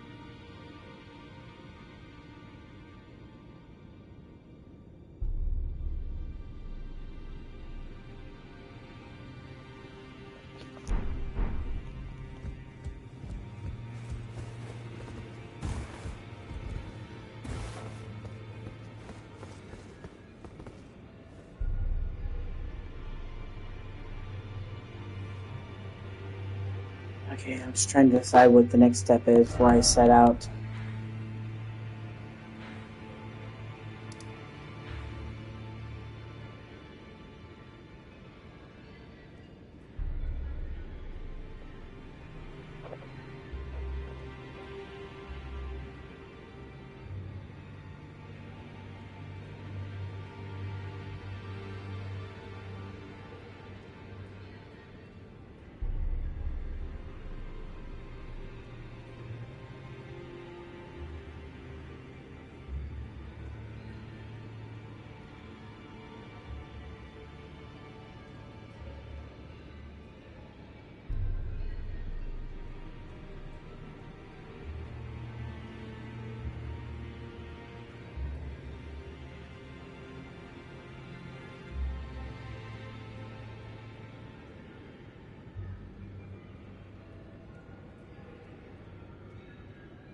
Um, uh,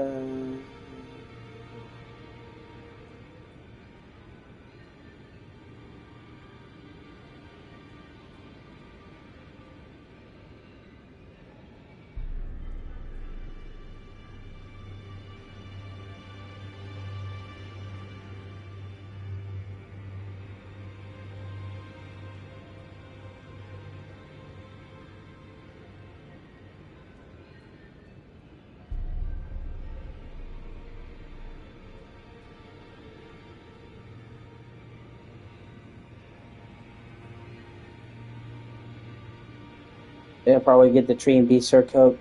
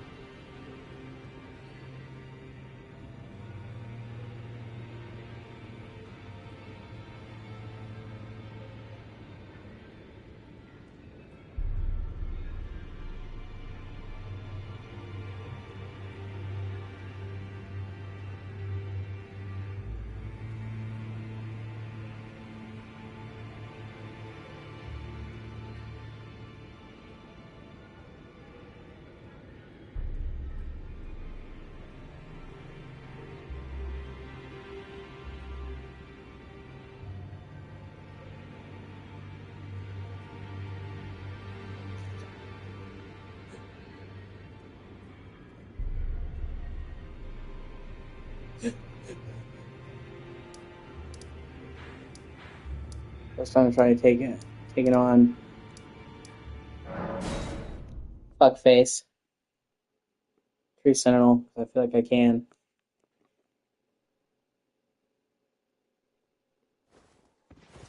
This way, Tarnished. May I have a word?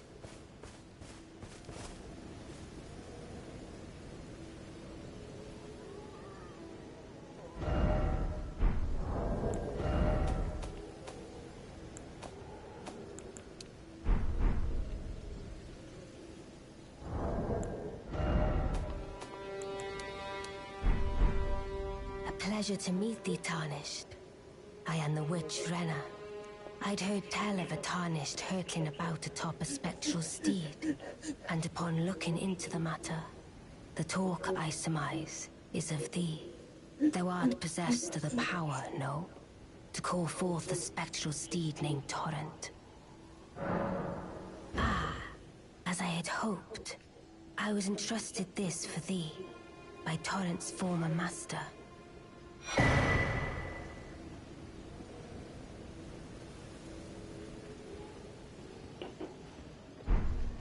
'Tis a bell for calling forth spirits. Summon them with it.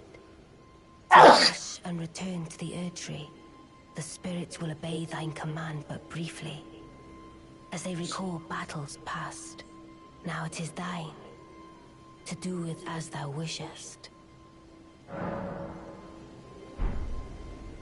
Forgive mine intrusion, Tarnished. I doubt we shall again meet. But all the same, learn well the lands between.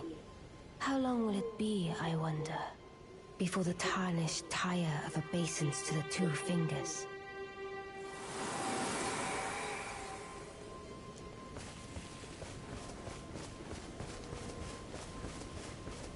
Wait. Weren't you... Well, you're back. Care to buy something? The howl of a wolf. In the Mistwood. I suppose he must still be skulking about. I know. Why not meet him for yourself? Next time you hear the wolf's howl, make this signal right under the source. Don't fret. There is nothing to fear. I just have an inkling the two of you might hit it off.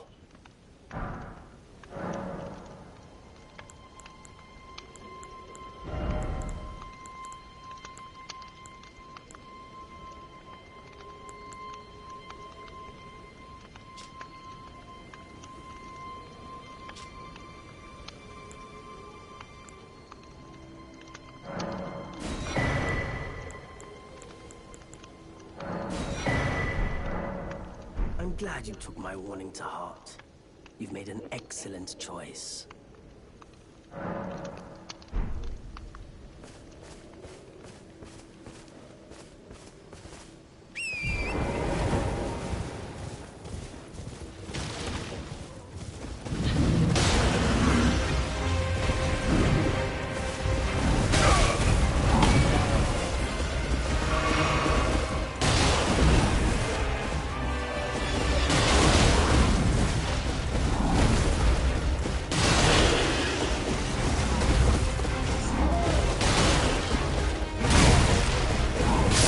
Yeah.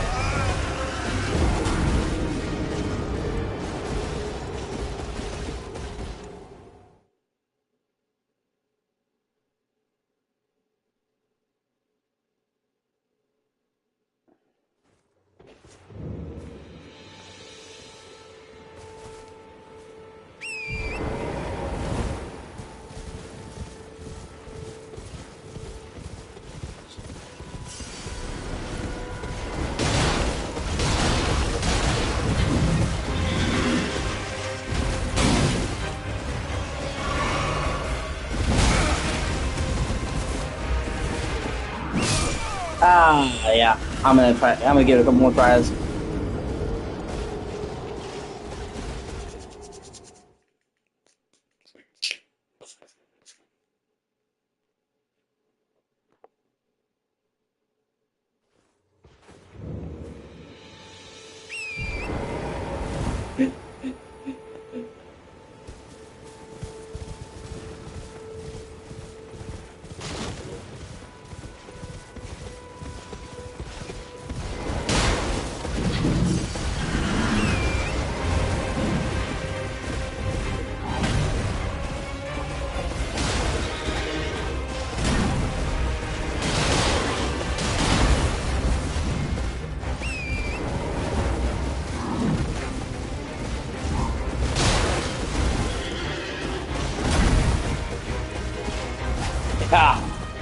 Yeah, I'm replaying Elden Ring for like the 50 millionth fucking time.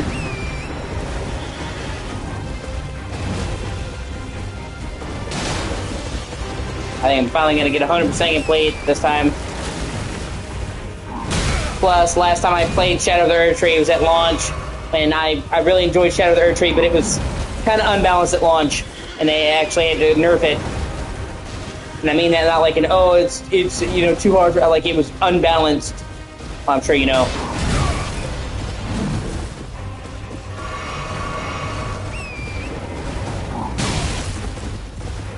I'm honestly not even the right level for fighting this fucker. I just wanted to see if I could.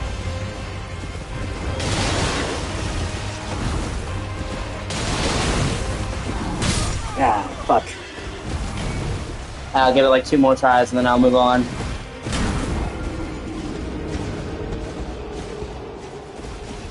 But yeah.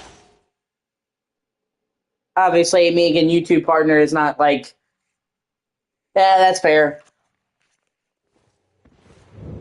Honestly, like, it's not like making YouTube partners now I'm going to be rolling in the dough.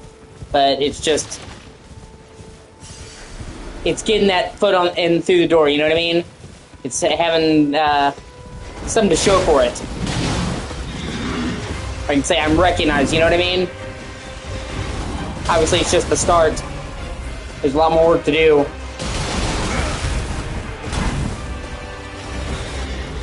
just being able to say, hey, I made it, because honestly, only like 1% of the people who do YouTube actually make a living doing it, or even getting a partner.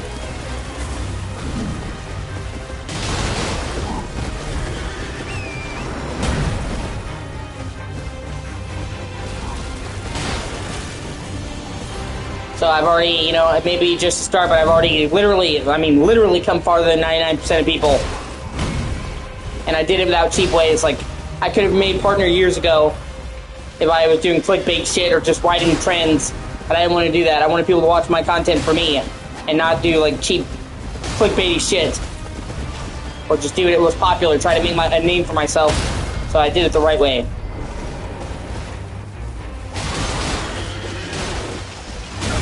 Oh, it sucks so bad, man. Actually stunned him and I couldn't take advantage of it. That's fucking lame.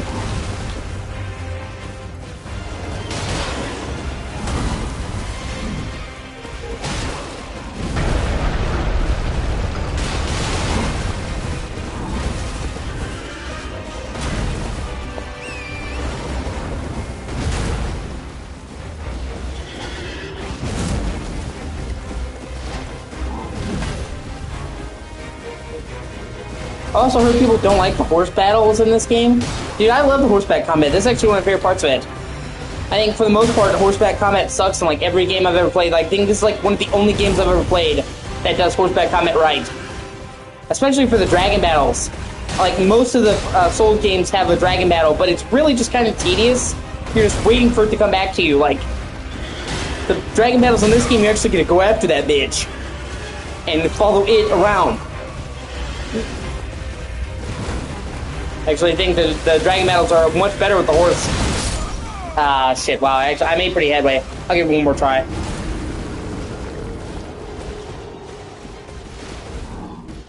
I just thought it was weird that people are like, oh, I don't like the horseback battling. The only thing it takes time to adjust to is the getting used to having to take into account the directions for me, because you're used to hitting, you know, L1 or R1 for, you know, different attacks, not directional, but it makes sense once you get used to it.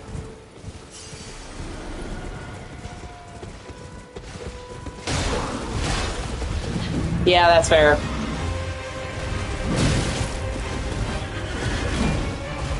Like I said, for the dragon battles, I think it makes it way better.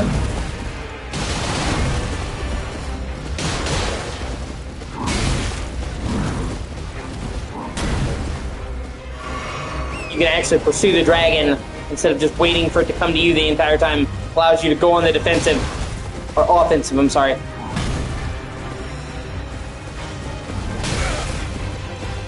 Yeah.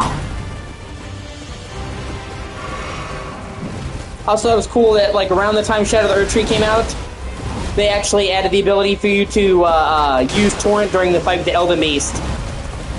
Because that fight always felt like it was made for the horse anyway. Such a big arena with such a giant monster.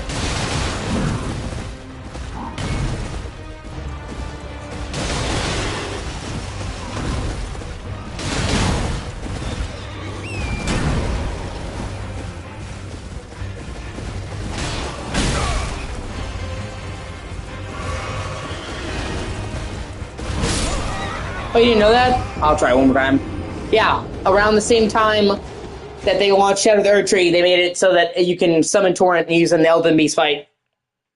Makes that fight way better.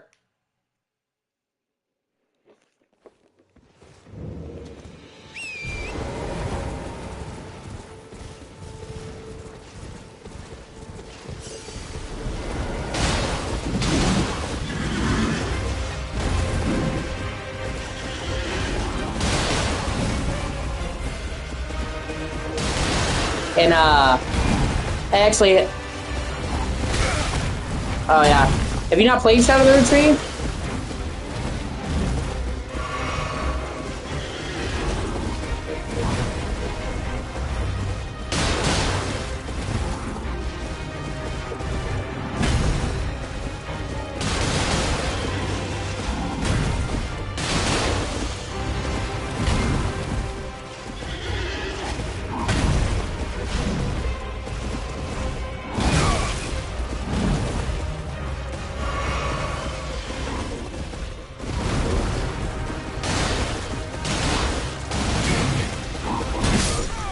Fuck.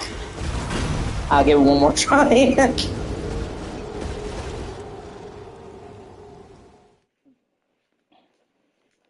Because I was gonna say, Shadow of the Erdtree is super good. I would actually say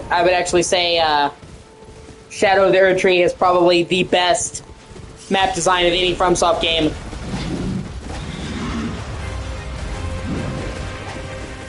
Like, you know, they were figuring out a lot of this shit. I mean, not only had they never done an open world game, but an open world Souls-like just didn't really exist. So, you know, with Elden Ring, as good as Elden Ring is, it really was kind of a proof of concept. There was no blueprint. So they were really able to take all of that knowledge that they made in this game and how it got it to work and made it a lot better.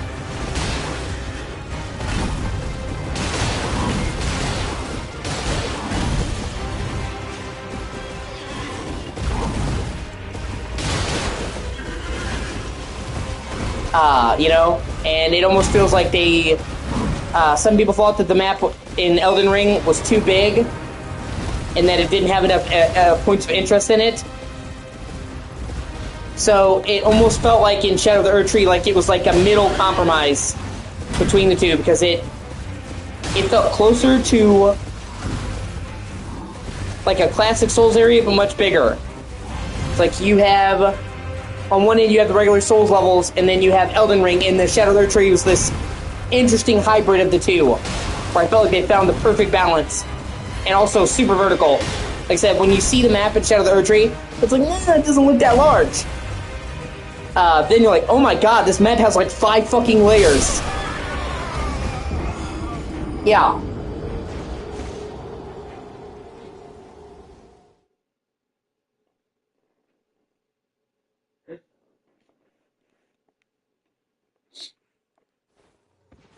And, you know, people bitch that there wasn't enough variety in the world. It got too repetitive, which I'm of two minds.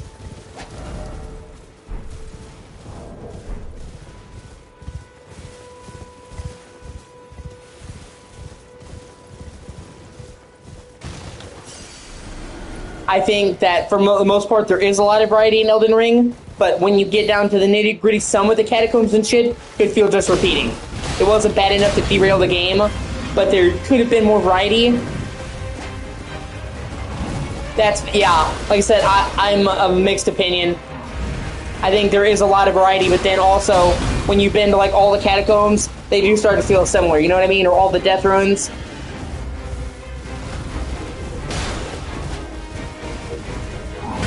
And that's, so I wouldn't say the whole world's empty, or that it's all repetitive, but there were areas when it feels like, okay, there's not enough difference in these catacombs, they kind of feel samey.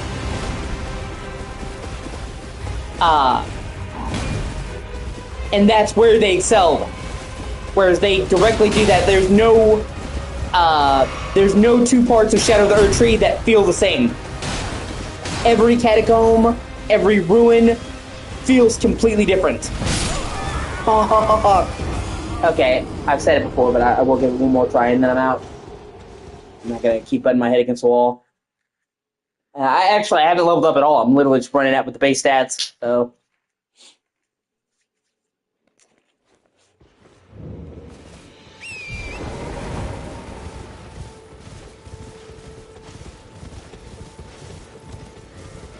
But, you know, for me personally, what really I didn't like about Shadow of the Erdtree was basically some of the pre-nerf shit was just ridiculous. I'm not going to go into spoilers, but the final boss of Shadow of the Erdtree was legitimately bullshit. And actually, besides the unbalanced nature of it, like, you could literally have a maxed out character and have every Shadow Tree fragment and still die in 2 hits. Just ridiculous. But there were parts in the boss, and originally before it was patched, that was hard to see. Like, too much flashing lights and shit like that.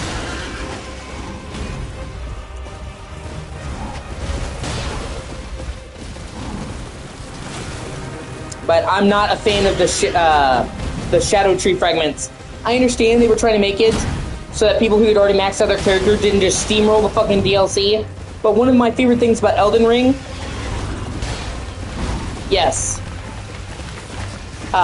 one of the things I don't really like about Shadow of the Erdtree, my biggest complaint with it, and it kind of goes against what I like about Elden Ring, isn't,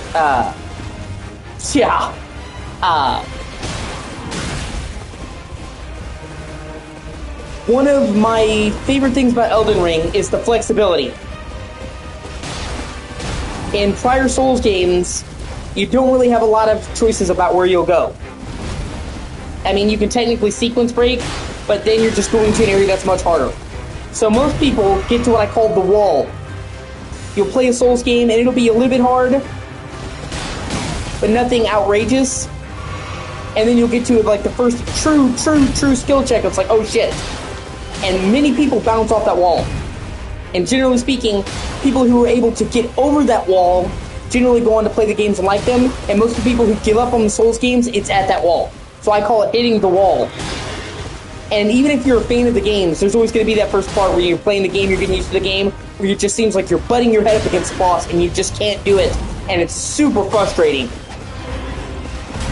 And I think one of the things about Elden Ring that I really loved, and it helped not only just as an experienced player who had played all these games, but that helped newcomers, is by giving you such a massive map and making it so that, like, most of Lingrave, for example, is open at the start. Most of this region is open at the start. If you're butting your head against one part, you can go do some other stuff. Okay, I've got to do it one more time. I've actually made a lot of headway just then.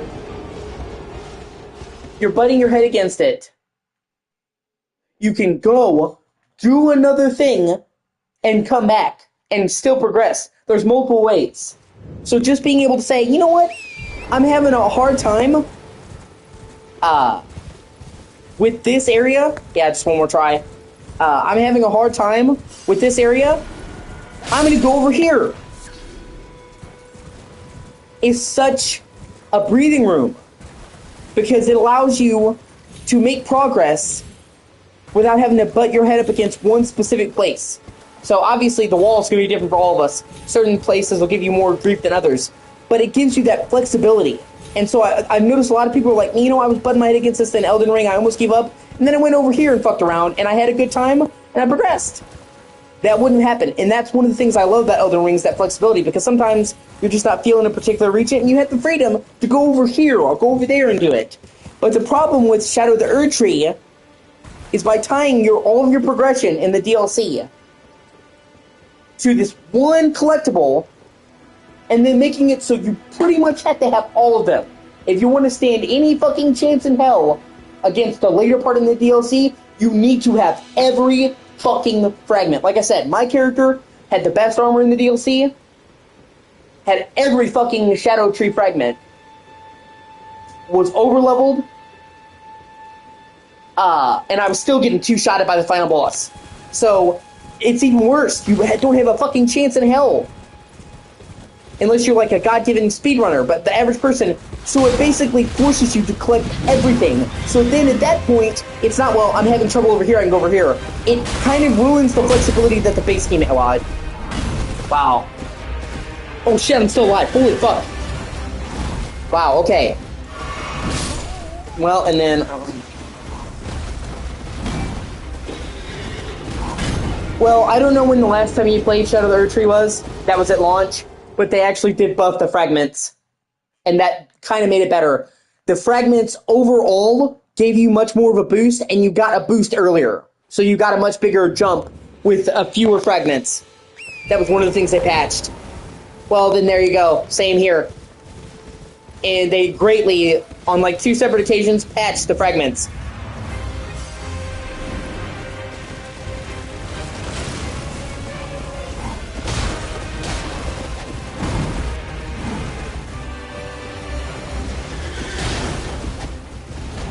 Oh, man.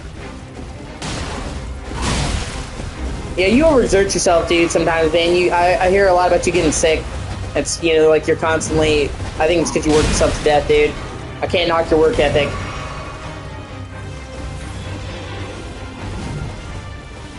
Yeah, Lita. Is that the, if I'm not mistaken, isn't that the chick at the fort who uses the 2 dual-wielding swords and does the double moon attack, if I'm not mistaken? Because, yeah, that was a fucking awesome boss fight. That's the one I'm thinking of.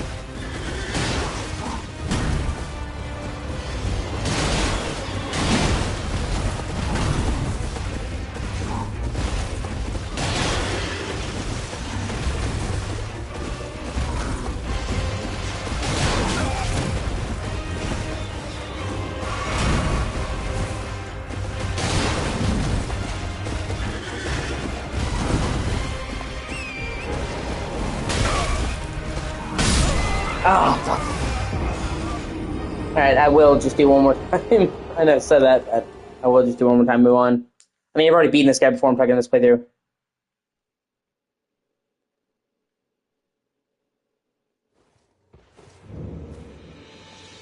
I think it's just that you push yourself to exhaustion, dude. That's what it is, honestly. Which I can't blame you. You're really trying to make some of your life. And it's something I relate to. People kind of misjudge me. They assume because I'm 30 and I live with my parents that I'm a lazy bum, not really understanding that I don't have a job not because I'm lazy, but because I have a fucked up leg and back and mental issues. Nobody wants to hire a dude that has mental issues and panic attacks and has verbal tics where they talk to themselves and can't do hard labor. Like, I tried so hard getting a fucking job. Even, like, jobs over the phone. People are like, you work over the phone. No. My dad actually works a job where he talks over the phone, and they would fire him for cussing. Okay, if they heard me talking to myself about God and the devil as part of my tics, they'd fire me. Like, I've even asked them. But, I actually, despite all outward appearances, I do work pretty hard. Not even just, I'm streaming 8 to 10 hours a day, and I know it's like, oh, you're playing a game, but I try very hard to be entertaining and actually talk to people. Like, I'm not one of those fucking dudes who's gonna be like, streaming is harder than a 9-to-5 job because that's just mentally ill. But people who act like streaming is easy and that there's no effort, maybe it's easy if you're bad at streaming. Because for me, I take it upon myself to be entertaining the entire time I'm streaming and to talk to people. Everybody who enters my chat I try to talk to, and not only that,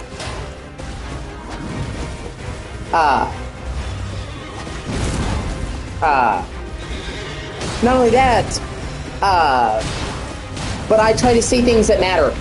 A lot of the streamers, which, I'm not gonna shit on some people, because there are way worse things you could be in this life. And it's not bad, but a lot of people, streamers, and a lot of people's idea of funny and entertaining, is, oh my god, no, get up, man, we're doing so good. A lot of people's idea of entertaining streaming is being loud. Like, I call it the IShowSpeed or the PewDiePie. I keep saying it one more time, and then I keep getting further each time. Fuck! And by that I mean, I have no problem with IShowSpeed or PewDiePie, but their idea of content is louder equals funnier. That's most of their stuff is like over-exaggerated thing. Like, that's what people think is entertaining. I don't like that. I've never liked that. I never wanted to have that. So, like, I'm trying to figure out the way to put it. I'm not saying you can't get loud during a stream, but you can very clearly tell for PewDiePie, for IShowSpeed, for Kai Cenat, that they're not doing it because they're genuinely having a good time. It's their idea of being entertaining. You understand where it's forced? Like, they've got to hold your attention by being rude. That's what I mean. Like, Cocomelon. Like, I've gotta make sure you don't lose interest. So I try to talk to people and say stuff that matters, like in-depth conversations. Motherfucker. And then, so see, dude. Yeah, see? And that's the thing. I actually like PewDiePie as a person. I actually think he's a pretty cool dude. There's some YouTubers that turn out to be assholes. I think PewDiePie's actually genuinely a pretty great dude. Like, you know, he's made mistakes, but he seems like he has a genuinely good heart, but I just find his content fucking annoying. So it's like, I mean, if you like that, that's cool for you, but, so, I talk to people while I'm playing, and I have, like, in-depth conversations. And doing that 8 hours a day, every day, is not as easy as people think. You're actually trying to be entertaining and engage with people.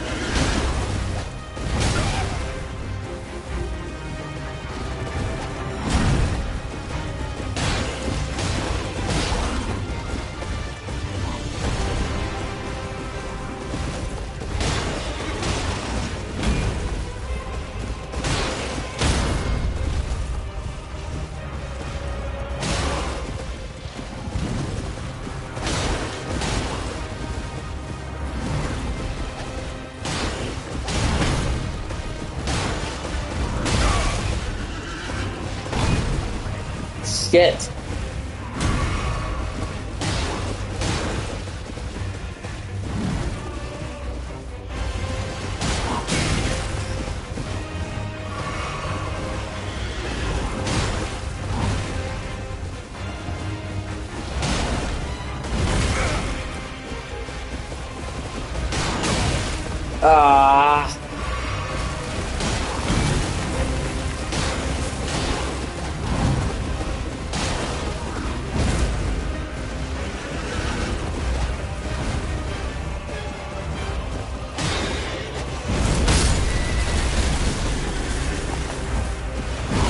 Oh my god.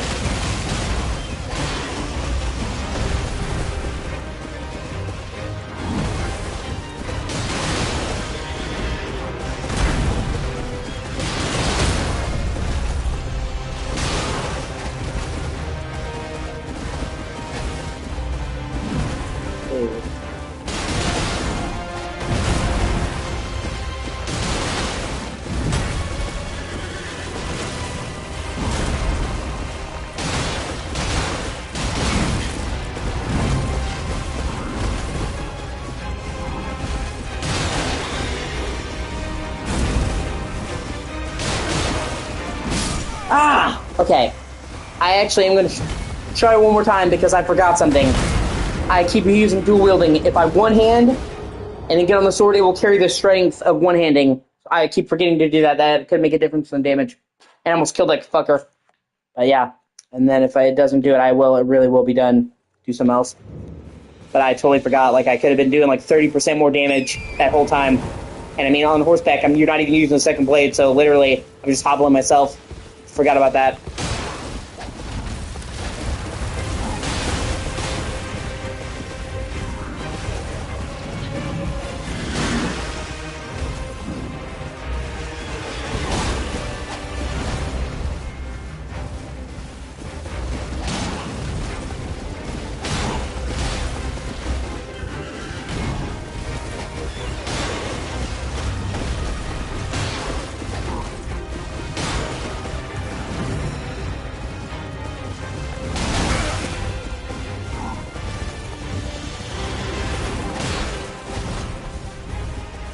Yeah, square off is really good, I agree.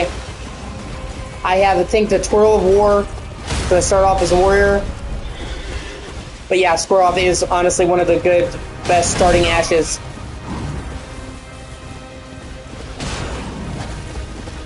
And it can stagger him because it does a shit ton of poise damage. So you're not wrong.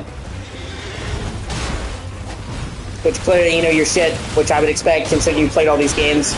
I know you're not a newbie to this any more than I am.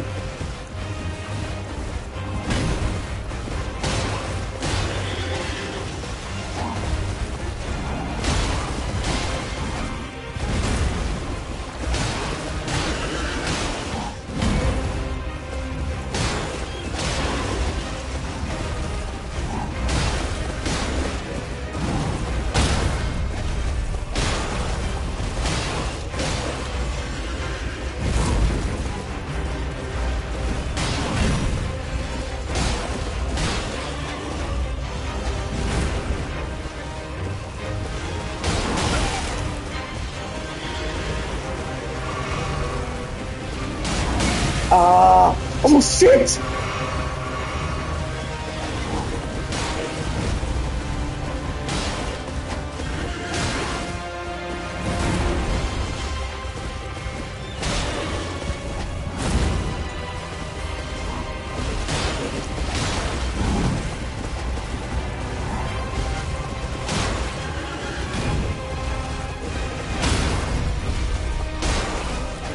Okay, just be careful, don't get greedy.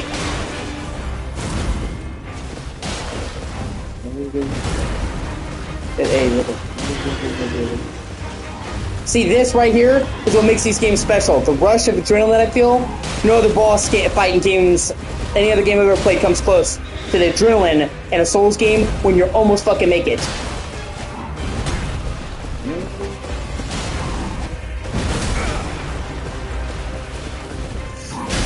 Oh my god, no, no, no! No, this game is like else better.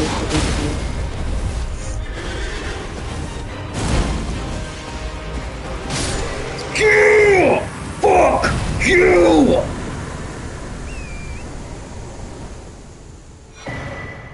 Oh, no level ups. No level ups, no weapon upgrades, default armor. Take fucking that.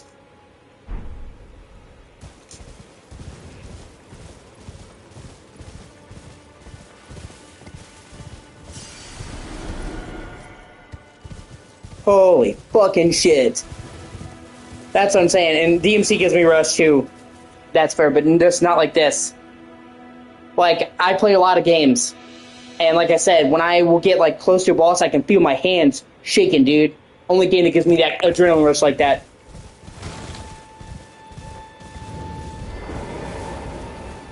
That is an accomplishment. Like I said, no extra levels, no weapon upgrades, no, anything. That was the default off the fucking rip beating the Tree Sentinel. Fuck yeah.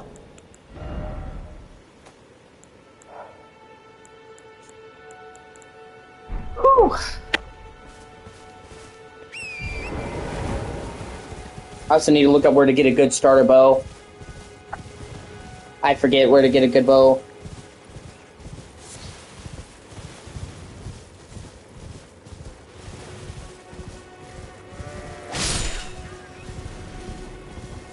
Alright, man. It's been good having you here. I appreciate you being here. I'll talk to you later. Don't work yourself too hard, bro. I know you want to do everything you can, but, if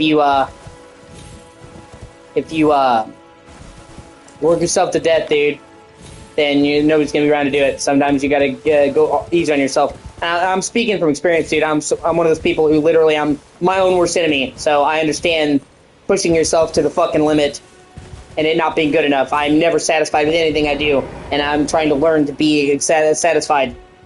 Because if you can't enjoy when you're up, then when life throws you down, because life is peaks and valleys, you're never going to be happy. You got to learn to enjoy when you're up, because you're not going to stay there forever. And like I said, if you're not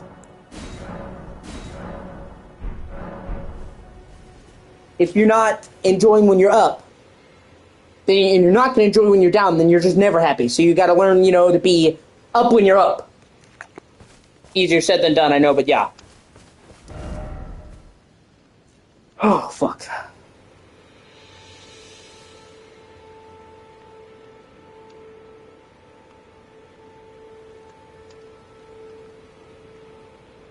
How long is this stream? 2 hours? Okay, I'm going to take a short break anyway. I need to get something to eat. I haven't eaten in a while. Get something to drink, and then I'll be back. Thank you so much for watching and being here to celebrate me reaching partner status.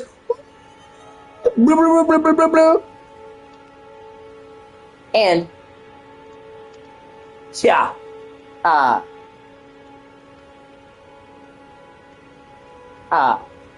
anyone who's here who's watching, subscribe.